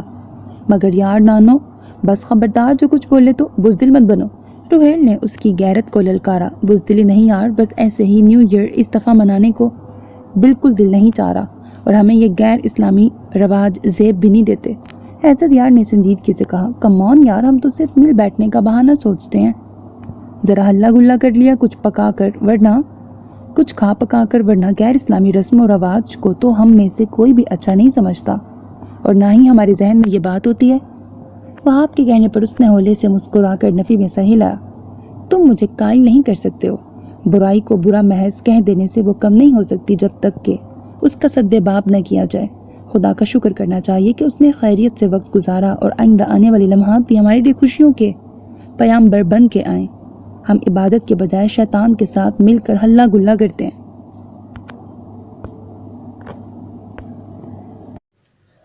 وہ ہر دفعہ ہی انہیں ضرور احساس دلاتا تھا، مگر ہر دفعہ کی طرح اس بار بھی انہوں نے اس کی نصیحتوں کو اڑاتے ہوئے اپنا پروگرام جاری رکھا۔ اس کا ارادہ الگ تھلگ رہنے کا تھا، مگر اس کے بغیر انہیں چین نہیں پڑتا تھا، اسی لیے زبردستی ساتھ گھسیٹتے پھرتے تھے۔ سنو، ٹھیک 12 بجے میں لائٹ بند کر دوں گا اور تم سب ثاقب پر ٹوٹ پڑنا۔ اچھی طرح دھنائی ہونی چاہیے۔ ہمیں برا بھلا، اوچھے اور ill mannered کہنے کا مزہ چکھے گا، اپنے ہاتھوں اپنے جبڑے کا علاج کرے گا۔ روحیل نے غصے سے کہا۔ شام کو ہی ثاقب نے انہیں ان کی شرارتوں اور باتوں کی وجہ سے ill mannered کہا تھا۔ بیچارے نے کہا بھی سچ تھا، سبھی ہاتھ دھو کے اس کے پیچھے پڑ گئے تھے۔ حالانکہ اسے غیر معمولی توجہ تو لائبہ دے رہی تھی۔ وہ خوب گھل مل گئے تھے دونوں، اور اس چنڈال پارٹی کے ساتھ باوجود کوشش کے وہ فری نہیں ہو سکا تھا۔ اس کا مزاج تنہائی پسند تھا، اور پھر پروگرام کے مطابق ٹھیک 12 بجے روحیل نے نیو ایئر کہنے کے لیے لائٹ بند کر دی۔ سبھی پہلے سے ہی تیار تھے، تکیوں کشنز سے اس بیچارے پر پل پڑے اور اپنے منہ سے جھوٹ موٹ اس طرح آوازیں نکالی کہ جیسے آپس میں لڑ رہے ہوں۔ کچھ دیر تک تو ثاقب تابڑتوڑ حملوں کی سمجھ ہی نہیں سکا۔ جب سمجھا تو ایک دم چلا اٹھا، بند کرو یہ بدتمیزی، ختم کرو، سٹاپ اٹ، لائٹ آن کریں پلیز، کوئی ہے؟ اور اس کی وحشت ناک سراسیمہ آواز سنتے ہی لائبہ نے لائٹ چلا دی۔ روشنی پھیلتے ہی جو منظر اس کے سامنے تھا اسے دیکھ کر غصے سے اس کا برا حال ہو گیا۔ عزت کی بدنصیبی کہ وہی تکیہ اٹھائے ثاقب کے بالکل نزدیک کھڑا تھا، حالانکہ اس نے ایک بار بھی اسے نہیں مارا تھا، مگر منظر جو تھا، لائبہ اس سے اور ہی کچھ سمجھ بیٹھی۔ تم عزت یار انتہائی بدتمیز اور جنگلی انسان ہو، تمہیں گھر آئے مہمانوں کی عزت کا بھی کوئی خیال نہیں، ہماری نرمی کا بہت ناجائز فائدہ اٹھاتے ہو تم، کہ حرکتیں تمہیں اب زیب نہیں دیتی۔ اس کا زہریلا طنزیہ انداز، نفرت انگیز لہجہ عزت یار کو پتھر کر گیا۔ مارے شرمندگی اور خفت کے اس کا چہرہ سرخ ہو گیا۔ خود کو بمشکل سنبھالتے ہوئے وہ تیزی سے باہر نکل گیا۔ وہ بھی عجیب سی شرمندگی محسوس کر رہے تھے۔ لائبہ کو تو بہانہ ملنا چاہیے تھا، ان کے حصے کا بھی سارا غصہ اسی پہ اتار دیا۔ لائبہ، یہ زیادتی کی ہے تم نے، عزت یار تو بالکل بے گناہ تھا، اس نے بالکل کچھ نہیں کیا، تم نے خواہ اسے ڈانٹ دیا، علی نے خفگی سے کہا اور باہر نکل گیا۔ ساتھ ہی وہاب روحیل بھی چلے گئے۔ کانیتا اور کشمالہ کا الگ منہ بن گیا تھا، خفگی سے اسے گھورا اور بکھری ہوئی اشیاء سمیٹنے لگی۔ ثاقب اس صورتحال میں خود کو بہت آکورڈ محسوس کر رہا تھا۔ بیچارے کی اتنی سی دیر میں ہی اچھی خاصی دھنائی ہو چکی تھی، اور ابھی اور ہوتی اگر واویلا مچانے پر لائبہ اسے بچا نہ لیتی۔ اس خاموش، سنجیدہ، ہم مزاج لڑکی نے دل میں گھر کر لیا تھا۔ اس سے بہت اپنائیت اور محبت سی محسوس ہوتی تھی، جو اس کا بھی رجحان اسی کی طرف تھا، اور اب تو وہ سوچ رہا تھا کہ مناسب موقع دیکھ کر سرگودا سے امی ابو کو بلوائے گا تاکہ وہ رشتے کے سلسلے میں بات کر سکیں۔ آپ اپنے کمرے میں جائیں، ریسٹ کریں، اور ان کی بدتمیزی پر میں آپ سے معافی مانگتی ہوں۔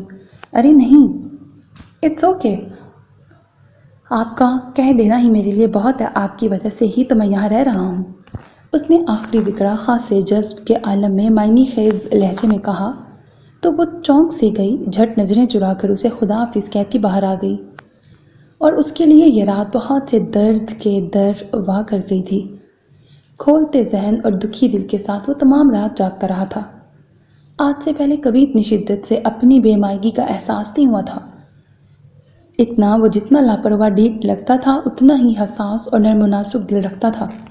بظاہر سب کی ایک کان سے سنتا اور دوسرے سے اڑا دیتا تھا، مگر در حقیقت وہ ایک ایک بات، ایک ایک لفظ اس کے دل پہ نقش ہوتا تھا، اور تنہائی میسر آتے ہی وہ بکھر کر ریزہ ریزہ ہو جاتا تھا۔ جتنا اپنی ذات کو سمیٹنے کی کوشش میں دوسروں کے سامنے کامیاب تھا، اکیلے میں اسے دیکھ کر تو سب یقین ہی نہ کرتے یہ عزت یار نیازی ہے، جو راتوں کو وہ اکثر اپنے ماں باپ کو یاد کر کے خدا سے گلہ کرتا تھا کہ اس نے ان دونوں کو اکٹھے اپنے پاس کیوں بلا لیا، اسے اکیلے کو دنیا کی تیز طوفان سے لڑنے کے لیے اکیلے چھوڑ دیا۔ انسان جس سے محبت کرتا ہے اس کی ایک ایک بات کے معاملے میں دوسروں کے نسبت زیادہ حساس ہوتا ہے۔ اسے لائبہ باوجود تمام تر نفرتوں اور بدتمیزیوں کے بہت عزیز تھی۔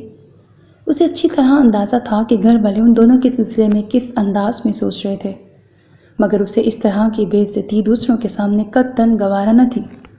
وہ لاکھ اسے برا بھلا کہتی تھی، اس کی بے عزتی کرتی، تانے دیتی، وہ نظر انداز کر جاتا یا پلٹ کر مذاق میں اسے جواب دے دیتا تھا۔ اسے اچھی طرح اندازہ تھا کہ اس کی اول جلول حرکتوں کی وجہ سے وہ خائف ہوتی ہے، اور خود کو بدلنے کی اس نے ذرا بھر بھی کوشش نہیں کی تھی۔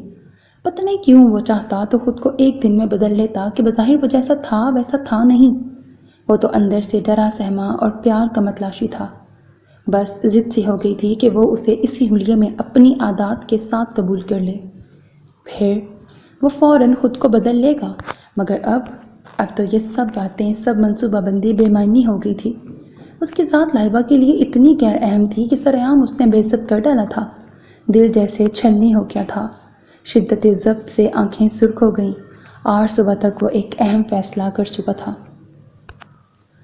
ویلکم بیٹا، یہ لاکھوں کی جائیداد، اتنا بڑا کاروبار سب تمہارا ہی ہے۔ یہ آفس سنبھالو، آج سے تم MD ہو، اور یہ عہدہ میں نے صرف تمہاری قابلیت اور تعلیم دیکھ کے دیا ہے۔ مجھے یقین ہے تم اپنی محنت، ایمانداری اور خلوص سے کام کر کے بہت جلد اور ترقی کرو گے۔ ابو کے انتہائی عزیز دوست اور بزنس پارٹنر سعید خان نے اس کا فیصلہ سنتے ہی اتنی بڑی ذمہ داری سونپ دی تھی۔ وہ بہت مخلص اور محبت کرنے والے انسان تھے، اسے اپنا بیٹا سمجھتے تھے، اور کئی بار عندیہ دے چکے تھے کہ تعلیم مکمل ہونے کے بعد وہ ان کا ہاتھ بٹائے گا۔ بہت خوبصورتی اور نفاست سے وہ تیار ہوا تھا، ویل ڈریسڈ، اسمارٹ سا۔ وہ MD کی چیئر پہ بیٹھا خود کو بہت بڑا سمجھ رہا تھا۔ اتنی بڑی ذمہ داری انہوں نے ڈال دی تھی، وہ بھی تندہی سے کام میں لگ گیا۔ شب و روز اتنے مصروفیت میں گزر رہے تھے کہ گھر والوں سے رابطہ بھی کم ہو گیا تھا۔ پہلے وہ فارغ نانوں کے گھٹنے سے لگا دنیا جہان کی باتیں کرتا تھا، ہر ایک بایو ڈیٹا یاد تھا، خوب خاندانی رشتہ داریوں سے آگاہی تھی۔ مگر اب اس تبدیلی کو سبھی نے شدت سے محسوس کیا تھا۔ نانا جان اور نانو بہت خوش تھیں کہ وہ ڈھنگ کے کام سے لگ گیا تھا، تمام اول جلول حرکتیں ترک کر دی تھیں، نہایت خوبصورتی سے تیار ہوتا تھا۔ اس کی مردانہ وجاہت کو 4 چاند لگ گئے تھے۔ سب ٹھیک تھا، مگر اس کی خاموشی سب کو کاٹ ڈالتی تھی۔ ہر شخص جیسے اپنی اپنی جگہ خود کو مجرم سا محسوس کرتا تھا۔ سب نے ہی اسے بہلایا تھا، معافیاں مانگی تھی، مگر وہ ہنوز بدلا سا تھا۔ بڑے مزے سے کہتا، لو یار، جب میں سدھرا نہیں تھا تو مجھے سدھارنے کی کوشش ہوتی تھی، اب سدھر گیا ہوں تو بگاڑ کیوں رہے ہو؟ بس مجھے سنجیدگی سے کام کرنے دو۔ ہم کام سے منع نہیں کرتے، کام تو ہم بھی کرتے ہیں، مگر تمہاری خاموشی ہمیں بے چین کر دیتی ہے۔ ہم خود کو تمہارا مجرم محسوس کرتے ہیں۔ وہاب کی بات سن کر اس نے ہولے سے ہنس کر اس کا کندھا تھپکا۔ کم آن یار، میں ایسی کوئی بات اپنے دل میں نہیں رکھتا، بس ایک دور ہوتا ہے ہر بات کا۔ اب کام کی طرف سنجیدگی سے دھیان دے رہا ہوں، تم لوگ پلیز مجھے بار بار یہ کہہ کے شرمندہ نہ کیا کرو۔ تمہارے خلوص اور محبت میں شک میں گناہ سمجھتا ہوں۔ اور وہاب کو گلے لگا کر وہ دیر تک سمجھاتا رہا۔ محبت بھی عجیب چیز ہے۔ جب وہ عزت یار نیازی کو نظر انداز کیے ہوئے تھی تو اس کے احساسات و جذبات، اس کی معنی خیز باتوں اور گہری نگاہوں کا مفہوم بھی سمجھ نہیں سکی تھی۔ اب وہ اس کے آئیڈیل کے مطابق ہو گیا تھا تو خود بخود اس کی طرف توجہ کھنچ رہی تھی، مگر اب بہت دیر ہو گئی تھی۔ وہ اسے قطعی نظر انداز کیے ہوئے تھا، باقی لوگوں سے تو اسی طرح گل مل کے ملتا تھا، ہنسی مذاق بھی چلتا تھا، مگر اس کا تو جیسے اس رات کے بعد وجود بھی بھول گیا تھا۔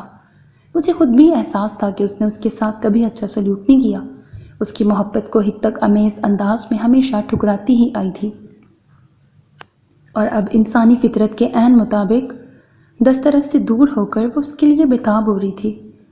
ثاقب بھی اس کے رویے میں تبدیلی محسوس کر رہا تھا، باقی تمام لوگوں نے بھی اسے بالکل مہمانوں کی طرح ڈیل کرنا شروع کر دیا تھا۔ ہاں، ایک بات بہت عجیب ہوئی تھی کہ عزت یار نیازی کا اس کے ساتھ بہت اچھا رویہ تھا۔ وہ بہت خلوص اور ملنساری سے ملتا، حال احوال دریافت کرتا۔ اسے یہاں آئے کافی دن ہو گئے تھے، اب واپسی سے پہلے وہ امی ابو کو بلا کر بات پکی کرنا چاہتا تھا، اور سرگودا فون بھی اسی سلسلے میں کر دیا تھا۔ کوکی چندا، تجھے دیکھ کر تو میرے دل کو سکون ملتا ہے۔ اللہ نے تجھے ہدایت دی، تجھے اس مقام پہ دیکھنے کی تو مجھے حسرت تھی۔ نانو کی گود میں سر رکھے وہ ان سے لاڈ اٹھوا رہا تھا۔ نانو پیار سے سر پہ ہاتھ پھیر رہی تھیں، خواہ کتنی بھی مصروفیت کیوں نہ ہوتی، وہ نانو کے پاس ضرور بیٹھتا تھا، ان سے باتیں کرتا تھا۔ اس بھری دنیا میں نانا اور نانی کے سوا کون تھا؟ بچپن سے اب تک محبت سے سینے لگا کر اس مقام تک پہنچانے والے یہی مہربان تھے۔ نانو نے اس کی خاطر بہت تکلیفیں برداشت کی تھیں، اور اب وہ اس کا حق بھی ادا کر رہا تھا۔ کوکی، میری ایک بات اور مان لے، اب تمہارا گھر بسا دیکھنے کی خواہش ہے۔ ماشاءاللہ تم برسر روزگار ہو گئے ہو، نانو کی بات سن کر وہ چپ سا ہو گیا۔ نہ جانے کیوں دل میں کوئی امنگ، کوئی خواہش نہیں تھی۔ لائبہ کے رویے سے اتنا دل برداشتہ ہو گیا تھا کہ دل بھی بجھ سا گیا تھا۔ اسے یوں خاموش گمسم دیکھ کر نانو نے پوچھا، کیا بات ہے کوکی، کیا سوچ رہے ہو؟ نہیں تو کچھ نہیں، بس ابھی نہیں، ابھی مجھے اور سیٹل ہو جانے دیں۔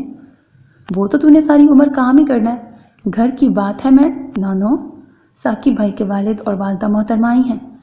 نانو نہ جانے کیا کہنے لگی تھی، کشمالہ نے درمیان میں آ کر اطلاع دی۔ وہ اسی وقت اٹھ کر مہمانوں سے ملنے چل دی۔ عزت یار خاموشی سے وہیں لیٹا رہا۔ کشمالہ نے ایک نظر اسے دیکھا، پھر خاموشی سے واپس پلٹ گئی۔ اور صبح کو یہ خبر پورے گھر میں پھیل گئی تھی کہ لائبہ کو ثاقب کے لیے اس کے والدین نے مانگا ہے۔ اس کے پاپا اور دادا جان کا کیا فیصلہ تھا یہ تو معلوم نہ تھا، مگر ان دونوں کی انڈرسٹینڈنگ اور عزت یار سے کھلم کھلا نفرت کا اظہار اس بات کا کبھی غماز تھا کہ فیصلہ اسی کے حق میں ہوگا۔ دادا جان نے ان سے کچھ وقت مانگا تھا اور وہ خود عزت یار سے بات کرنا چاہتے تھے۔ اگلے دن ان کے کمرے میں بیٹھے ہوئے ان کی بات سن کے وہ خاموشی سے سر جھکا کر سوچنے لگا کہ انہیں کیا جواب دے۔ دیکھو بیٹا، یہ عمر بھر کے فیصلے ہیں، ہم اپنی مرضی سے منمانی کر سکتے تھے مگر تمہیں اپنی زندگی کے فیصلے کا اختیار دیتے ہیں۔ ہم جو بھی تم نانا جان پلیز بس کر دیں۔ اس نے ایک دم ان کی بات کاٹی۔ دکھ سے انہیں دیکھا، آپ کو مجھ پر اعتماد نہیں رہا؟ آپ میری زندگی کے تمام فیصلے خود کرتے آئے ہیں، اب بھی آپ ہی میرے بڑے ہیں، جو بھی فیصلہ ہوگا مجھے منظور ہوگا۔ میری طرف سے آپ فکر مند نہ ہو، لائبہ سے پوچھ لیتے ہیں تو بہتر ہے۔ اس نے سنجیدگی سے نانا جان پر حقیقت آشکار کی۔ انہوں نے چونک کر اس کے چہرے کو دیکھا اور پھر اس کے بعد دیر تک وہ سوچتے رہے۔ اگرچہ ثاقب کا پروپوزل ہر لحاظ سے مناسب تھا، اپنے ہی خاندان کا نیک شریف لڑکا تھا، مستقبل بھی تابناک تھا، مگر لائبہ کے لیے تو بہت پہلے سے ہی انہوں نے عزت یار کو منتخب کر رکھا تھا۔ عزت کی طرف سے تو وہ مطمئن تھے، اس پہ پورا بھروسہ تھا، مگر لائبہ کے متعلق وہ جو کچھ کہہ گیا تھا اس نے الجھن میں ڈال دیا تھا۔ انہیں ان کے بگڑے تعلقات کا کوئی علم نہ تھا۔ ہاں، بیٹے اور بہو نے اپنے فیصلے کا حق لائبہ کی رضامندی کے ساتھ مشروط کیا تھا۔ کیا؟ لائبہ نے انکار کر دیا؟ جس نے بھی یہ خبر سنی حیران رہ گیا۔ وہ تو سوچ بھی نہیں سکتے تھے کہ لائبہ عزت یار کے لیے رضامند ہو جائے گی اور ثاقب کو مایوس لوٹنا پڑے گا۔ وہ بیچارہ بہت دل گرفتہ مایوس تھا اور اگلے ہی روز واپس پلٹ گیا۔ اس خبر نے جہاں بڑوں اور نوجوان پارٹی کو خوشی میں مبتلا کر دیا تھا، وہاں عزت یار بری طرح الجھ گیا تھا۔ لائبہ کی رضامندی اسے نانا جان کا فیصلہ نظر آ رہی تھی، ورنہ وہ اس متنازع فیصلے کے لیے قطعی تیار نہ تھا، اور اب بھی زبردستی کے اس بندھن سے کوئی دلی خوشی نہیں ہوئی تھی۔ ارے نہیں عزت بھائی، آپ کا خیال بالکل غلط ہے۔ لائبہ نے یہ فیصلہ نہ کسی دباؤ میں آ کے کیا اور نہ ہی کسی کو خوش کرنے کے لیے، یہ قطعی اس کا ذاتی فیصلہ ہے۔ کانیتا اس کی رازداں تھی، اس کی بات سن کے بڑے وثوق سے کہا، میں اتنی جلد تبدیلی کا مطلب نہیں سمجھا۔ اس کے مشکوک انداز پر کانیتا ہنس دی۔ آپ کو یقین نہیں آ رہا تو خود پوچھ لیں، بلکہ لائبہ خود جلد ہی آپ کو یقین دلانے والی ہے۔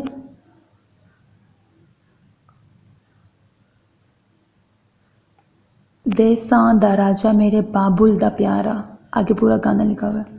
روہیل وہاں اپنے زبردست بنگڑا ڈالتے گاتے ہوئے اندر داخل ہوئے۔ یار، میری ان میں آج رات شاندار ڈنر تم دے رہے ہو، روہیل نے پھیلتے ہوئے کہا۔ کیوں بھائی، مجھے کوئی خزانہ مل رہا ہے کیا؟ خزانہ؟ ارے بھائی خزانے، جناب آپ کو ہماری لائق فائی خوبصورت بہن جو مل رہی ہے اس سے اچھا خزانہ دنیا میں کیا ہی ہوگا۔ وہاں اپنی ستائشی انداز میں کہا، سوری یار، مجھے بہت ضروری کام یاد آ گیا ہے، میں رات کو آ کے بات کروں گا، اوکے؟ اور اس سے پہلے کہ کوئی کچھ کہتا وہ ایک دم ہی ایکسکیوز کر کے باہر نکل گیا۔ اس کی اس حرکت کو سب نے سنجیدگی سے دیکھا مگر بولے کچھ نہیں، اور اس سے بات کرنے کی تو بہت دنوں سے وہ بھی کوشش کر رہی تھی، مگر وہ اسے ملتا ہی کب تھا۔ رات گئے گھر آتا، نانو سے باتیں کرتا رہتا اور پھر اپنے کمرے میں صبح کوئی نکلتا۔ اس نے زیادہ سے زیادہ وقت باہر گزارنا شروع کر دیا تھا۔ وہ تو آج کل خود سے بھی فرار چاہتا تھا، نہ جانے کیوں جب بھی فرصت کا وقت ملتا اوٹ پٹانگ سوچیں حملہ آور ہو جاتی۔ لائبہ کے حوالے سے مختلف کیفیات سے گھبرا کر ہی اس نے خود کو بے انتہا مصروف کر لیا تھا۔ تم اس سے خود بات کرو، جب تک تم ملو گی نہیں اس کے دل سے غلط فہمی دور نہیں ہوگی۔ کانیتا کی بات سن کے لائبہ نے بے بسی سے اسے دیکھا۔ وہ خود ہی ملنا نہیں چاہتا، اتنی نفرت ہے مجھ سے اسے، ہونی بھی چاہیے، میں کتنی نادان تھی، باوجود محبت کے اسے اپنی جھوٹی انا کے جام میں ٹھکراتی رہی۔ بس اس کے حلیے سے، اس کی باتوں سے غصہ آ جاتا تھا، ورنہ اس کے لیے محبت کا جذبہ تو اندر بہت پہلے سے موجود تھا۔ میں سمجھتی تھی میرے طنز کرنے سے وہ ٹھیک ہو جائے گا، خود کو بدل لے گا، مگر اس نے تو ذرا بھی مجھے سمجھنے کی کوشش نہیں کی، اور میں نے بھی اس کی حقیقت جاننے میں بہت وقت گنوا دیا۔ وہ تو کلیئر ہو گیا، مگر یہ ثاقب کے ساتھ ہم تو سمجھے تھے۔ کانیتا کے دل میں کئی دنوں سے یہ سوال چبھ رہا تھا۔ ثاقب میں غیر معمولی توجہ اور اس میں دلچسپی بھی میں عزت یار ہی کی وجہ سے لیتی تھی۔ میں اسے پرکھنا چاہتی تھی کہ وہ کس حد تک میرے متعلق سنجیدہ ہے۔ تو پھر کیا عزت یار تمہاری پرکھ پر پورا اتر گیا تھا؟ نہیں، اگر اس رات میں اچانک ہی اس کے کمرے میں اسے بلانے نہ جاتی تو کبھی بھی اس کی اصلیت کو نہ سمجھ سکتی۔ اپنے آپ کو جس ہال میں اس نے چھپا رکھا تھا اس وقت بالکل الگ نظر آیا۔ معصومیت سے بچوں کی طرح روتا، شکوہ کرتا۔ وہ اس عزت سے قطعی مختلف تھا۔ اس نے مجھے نہیں دیکھا، مگر اس کے الفاظ جو تنہائی میں بولے تھے ساری حقیقت آشکار کر گئے، اور پھر اس نے خود کو بدل بھی لیا ہے۔ وہ الفاظ کیا تھے؟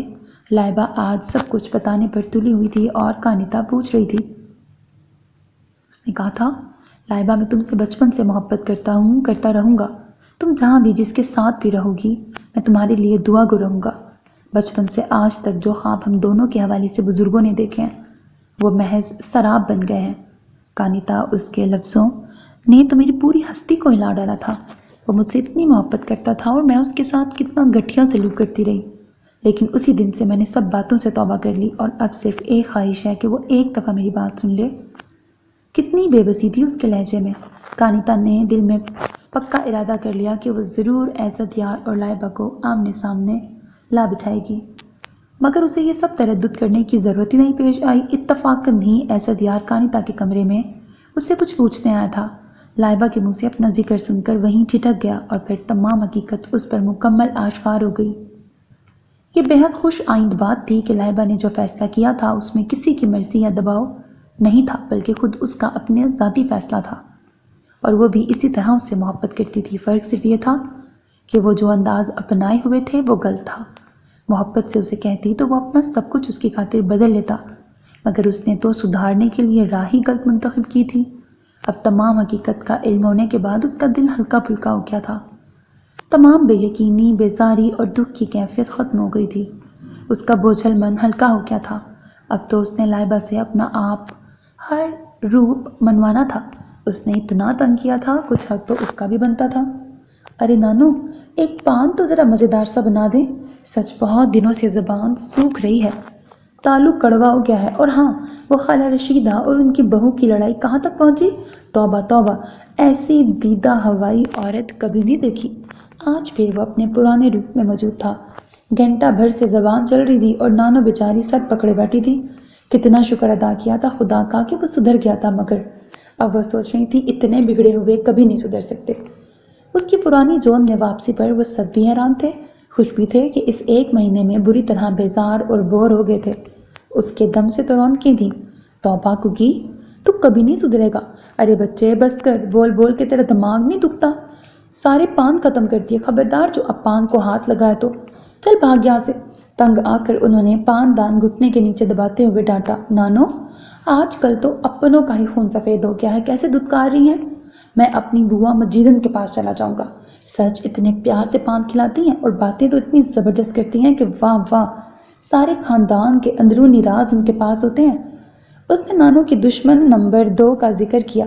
اے خبردار، جو تو اس بی جمالوں کے پاس گیا تو ٹانگیں توڑ دوں گی۔ سمجھتی ہوں کیوں اتنا پیار جتاتی ہے، پان کھلاتی ہے، وہ تو کسی مرتے کو ایک گھونٹ پانی نہ دے، اپنی پوتی کو دفع کرنے کے لیے شکار بھانپتی پھر رہی ہے۔ توبہ توبہ، کیا لڑکی ہے وہ، اللہ کسی دشمن کو بھی ایسے نامراد ناخلف اولاد نہ دے۔ وہ منہ دبائے مسکرا رہا تھا اور نانو شروع ہو گئی تھی۔ لائبہ حیرت سے اسے دیکھ رہی تھی۔ نانو کچھ بھی کہیں، ایک بات ہے، اس لڑکی کے بال اتنے لمبے اور خوبصورت ہیں کہ باقی تمام خامیاں اس کے سامنے ہیچ ہیں۔ لائبہ کے چہرے پر جو تاثرات تھے وہ ان سے خاصا محسوس ہو رہا تھا۔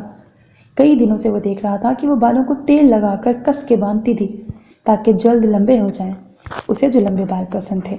کانیتا، وہ پھر پٹری سے اتر گیا۔ اس نے گھبرائے ہوئے انداز میں اسے کہا تو وہ زور سے ہنس پڑی۔ تم ہنس رہی ہو کانیتا؟ یہ عزت کو کیا ہو جاتا ہے؟ میرے خدا! اس نے روحان سی ہو کے سر تھام لیا۔ سنو لائبہ، تم نے محبت کی ہے اور محبت کرنے والے محبوب کی خامیوں خوبیوں سمیت اسے قبول کرتے ہیں۔ کوئی بھی شخص خامی سے مبرہ تو نہیں ہے۔ اگر تم صرف اس کی ظاہری شخصیت اور خوبصورتی کو ہی پسند کرتی ہو تو ویری سیڈ، تمہارا اس کے ساتھ گزارا بہت مشکل ہے۔ وہ تو ایسا ہی ہے، سوچ لو بعد میں پچھتانا نہ پڑے۔ کانتا نے نہایت سنجیدگی سے کہا اور اسے سوچ میں ڈوبا دیکھ کے باہر نکل گئی۔ اور لائبہ کے لیے تو یہ آزمائش جان کا عذاب بن گئی تھی۔ اسے محبت تھی، عزت یار جیون ساتھی بننے والا تھا، مگر عادتوں میں اتنا فرق، زندگی یقیناً بہت مشکل گزرے گی۔ یہی سوچ سوچ کے اس کا برا حال ہو گیا تھا۔ وہ مکمل طور پر پرانی جون میں پلٹ گیا تھا، وہی انداز، وہی باتیں، وہی حرکتیں جن سے اسے سخت چڑ ہوتی تھی، مگر اب اور تب میں بہت فرق تھا۔ تب اسے سدھارنے کا جو طریقہ تھا اب قطعی ناقابل عمل تھا۔ وہ کیا کرتی؟ کس سے پوچھتی؟ کانتا نے تو زندگی کا اہم ترین سوال اٹھایا تھا۔ محبت ہی تو سب کچھ نہیں ہوتی، زندگی تو دونوں فریقوں کی باہمی رضامندی اور مطابقت سے چلتی ہے۔ عادات و اطوار میں اتنا فرق کیسے نباہ ہوگا؟ سوچ سوچ کر اس کا دماغ پاگل ہونے والا تھا۔ رات بھر جاگنے سے آنکھیں سرخ انگارہ ہو رہی تھیں۔ صبح صبح وہ کمرے سے باہر نکل کر لان میں آ گئی۔ صبح کی ٹھنڈی ٹھنڈی پرسکون فضا میں گہرے گہرے سانس لیتے نگاہ بے اختیار ہی عزت یار کے کمرے کی کھڑکی پہ جا پڑی۔ وہ کھڑکی میں کھڑا اسے دیکھ رہا تھا۔ سر پر رومال بندھا تھا، شاید نماز پڑھ کر فارغ ہوا تھا۔ اسے ایک دم نہ جانے کیا ہوا، بے اختیار ہی اس کے کمرے کی طرف بڑھ گئی۔ تو خیریت، طبیعت ٹھیک ہے؟ کیا ہوا؟ عزت یار اس کی حالت اچھی طرح سمجھ رہا تھا، سو بہت پیار سے پوچھا۔ میں عزت آپ سے یہ کہنا چاہتی ہوں کہ… وہ بولتے بولتے رک گئی۔ کتنا مشکل تھا اسے کچھ کہنا اب۔ ہاں بولو، کیا پریشانی ہے؟ مجھے بتاؤ، میں کیا کر سکتا ہوں؟ اس کے حوصلہ افزا انداز پر اسے کچھ ڈھارس ہوئی۔ آپ سب کچھ کر سکتے ہیں، میں خود کو آپ کے مزاج کے مطابق ڈھال لوں گی، آپ بس میرا ساتھ دیں گے نا؟ عزت یار کو اس پر ڈھیروں پیار آیا۔ وہ اپنی غلطی مانتے ہوئے خود کو ہی اس کی خاطر تبدیل کر رہی تھی۔ اس وقت وہ بہت پریشان، خوف زدہ سی اس کے دل میں اتر گئی۔ اسے مزید تنگ کرنے کے تمام ارادے ملیا میٹ ہو گئے۔ تم جیت گئی ہو لائبہ، اب فکر کی کوئی بات نہیں۔ میں صرف یہی سننا چاہتا تھا کہ تم مجھے صرف میری ظاہری خوبیوں اور خوبصورتی کی وجہ سے پسند نہیں کرتی ہو، بلکہ میری خامیاں بھی درست کر سکتی ہو، اور زندگی گزارنے کے لیے فریقین کے رویے میں ہر طرح کی لچک ضرور ہونی چاہیے، ورنہ بے لچک رویے سے زندگی بکھر جایا کرتی ہے۔ سوری میں نے تمہیں تنگ کیا، اب آئندہ ایسا کبھی نہیں کروں گا، ٹھیک ہے؟ عزت یار نے سچائی سے اعتراف کیا۔ نہیں عزت، یہ خوشیاں، چھوٹی موٹی شرارتیں، باتیں بھی زندگی کو خوشگوار بنانے میں اہم کردار ادا کرتی ہیں۔ یہ نہ ہو تو زندگی بہت رکی پھیکی ہو جائے، جس کا احساس ہو گیا ہے۔ ارے واہ، جیو میری جان، دل خوش کر دیا۔ جاؤ، آج سے عزت یار اور اس کا دل دونوں تمہیں دیے جاتے ہیں۔ اس نے خوشی سے نعرہ مار کر اس کا ہاتھ تھام لیا اور وہ شرما کر سمٹ گئی۔ بس اب ڈرامہ لیلا مجنوں ختم کریں اور نانوں کے دربار میں حاضری دیں۔ رات میں ان کے سارے پان آپ کھا گئے تھے، اب وہ خیر نہیں ہے۔ کانتا نے اسی وقت زوردار آواز میں پیغام سنایا۔ گھبرا کر لائبہ تو ہاتھ چھڑا کر دروازے کی طرف بھاگی جہاں کانتا پہلے سے موجود تھی۔ ارے کہاں جا رہی ہو مجھے اکیلا چھوڑ کے؟ اب تو ہر غم ہر مشکل کا مل کے مقابلہ کریں گے، چلو نانوں کے حضور۔ عزت یار نے نہایت ڈٹائی سے اس کا ہاتھ تھام لیا اور ان دونوں کے چہروں پر بکھری خوشیوں کی بہار دیکھ کر کانتا نے بے ساختہ دعا کی کہ آنے والے سال اور اس کے ہر لمحے، ہر پل اس کی محبت یوں ہی قائم و دائم رہے۔ دونوں ہنستے ہوئے بے حد اچھے لگ رہے تھے۔ ختم شد۔ سو میرے عزیز listeners, this was the end of the novel Mohabbat اس کو کہتے ہیں۔ یقیناً آپ کو پسند آیا ہوگا، بڑا لائٹ سا ناول تھا، انٹرسٹنگ مجھے تو لگا، پسند بھی آیا۔ اپنا فیڈ بیک ضرور دیجیے گا، ویڈیو کو لائک کرنا، چینل کو سبسکرائب کرنا ہرگز نہ بھولیے گا، because that's how you can encourage me and that's the only kind of support and encouragement which I want from all of you. اللہ حافظ۔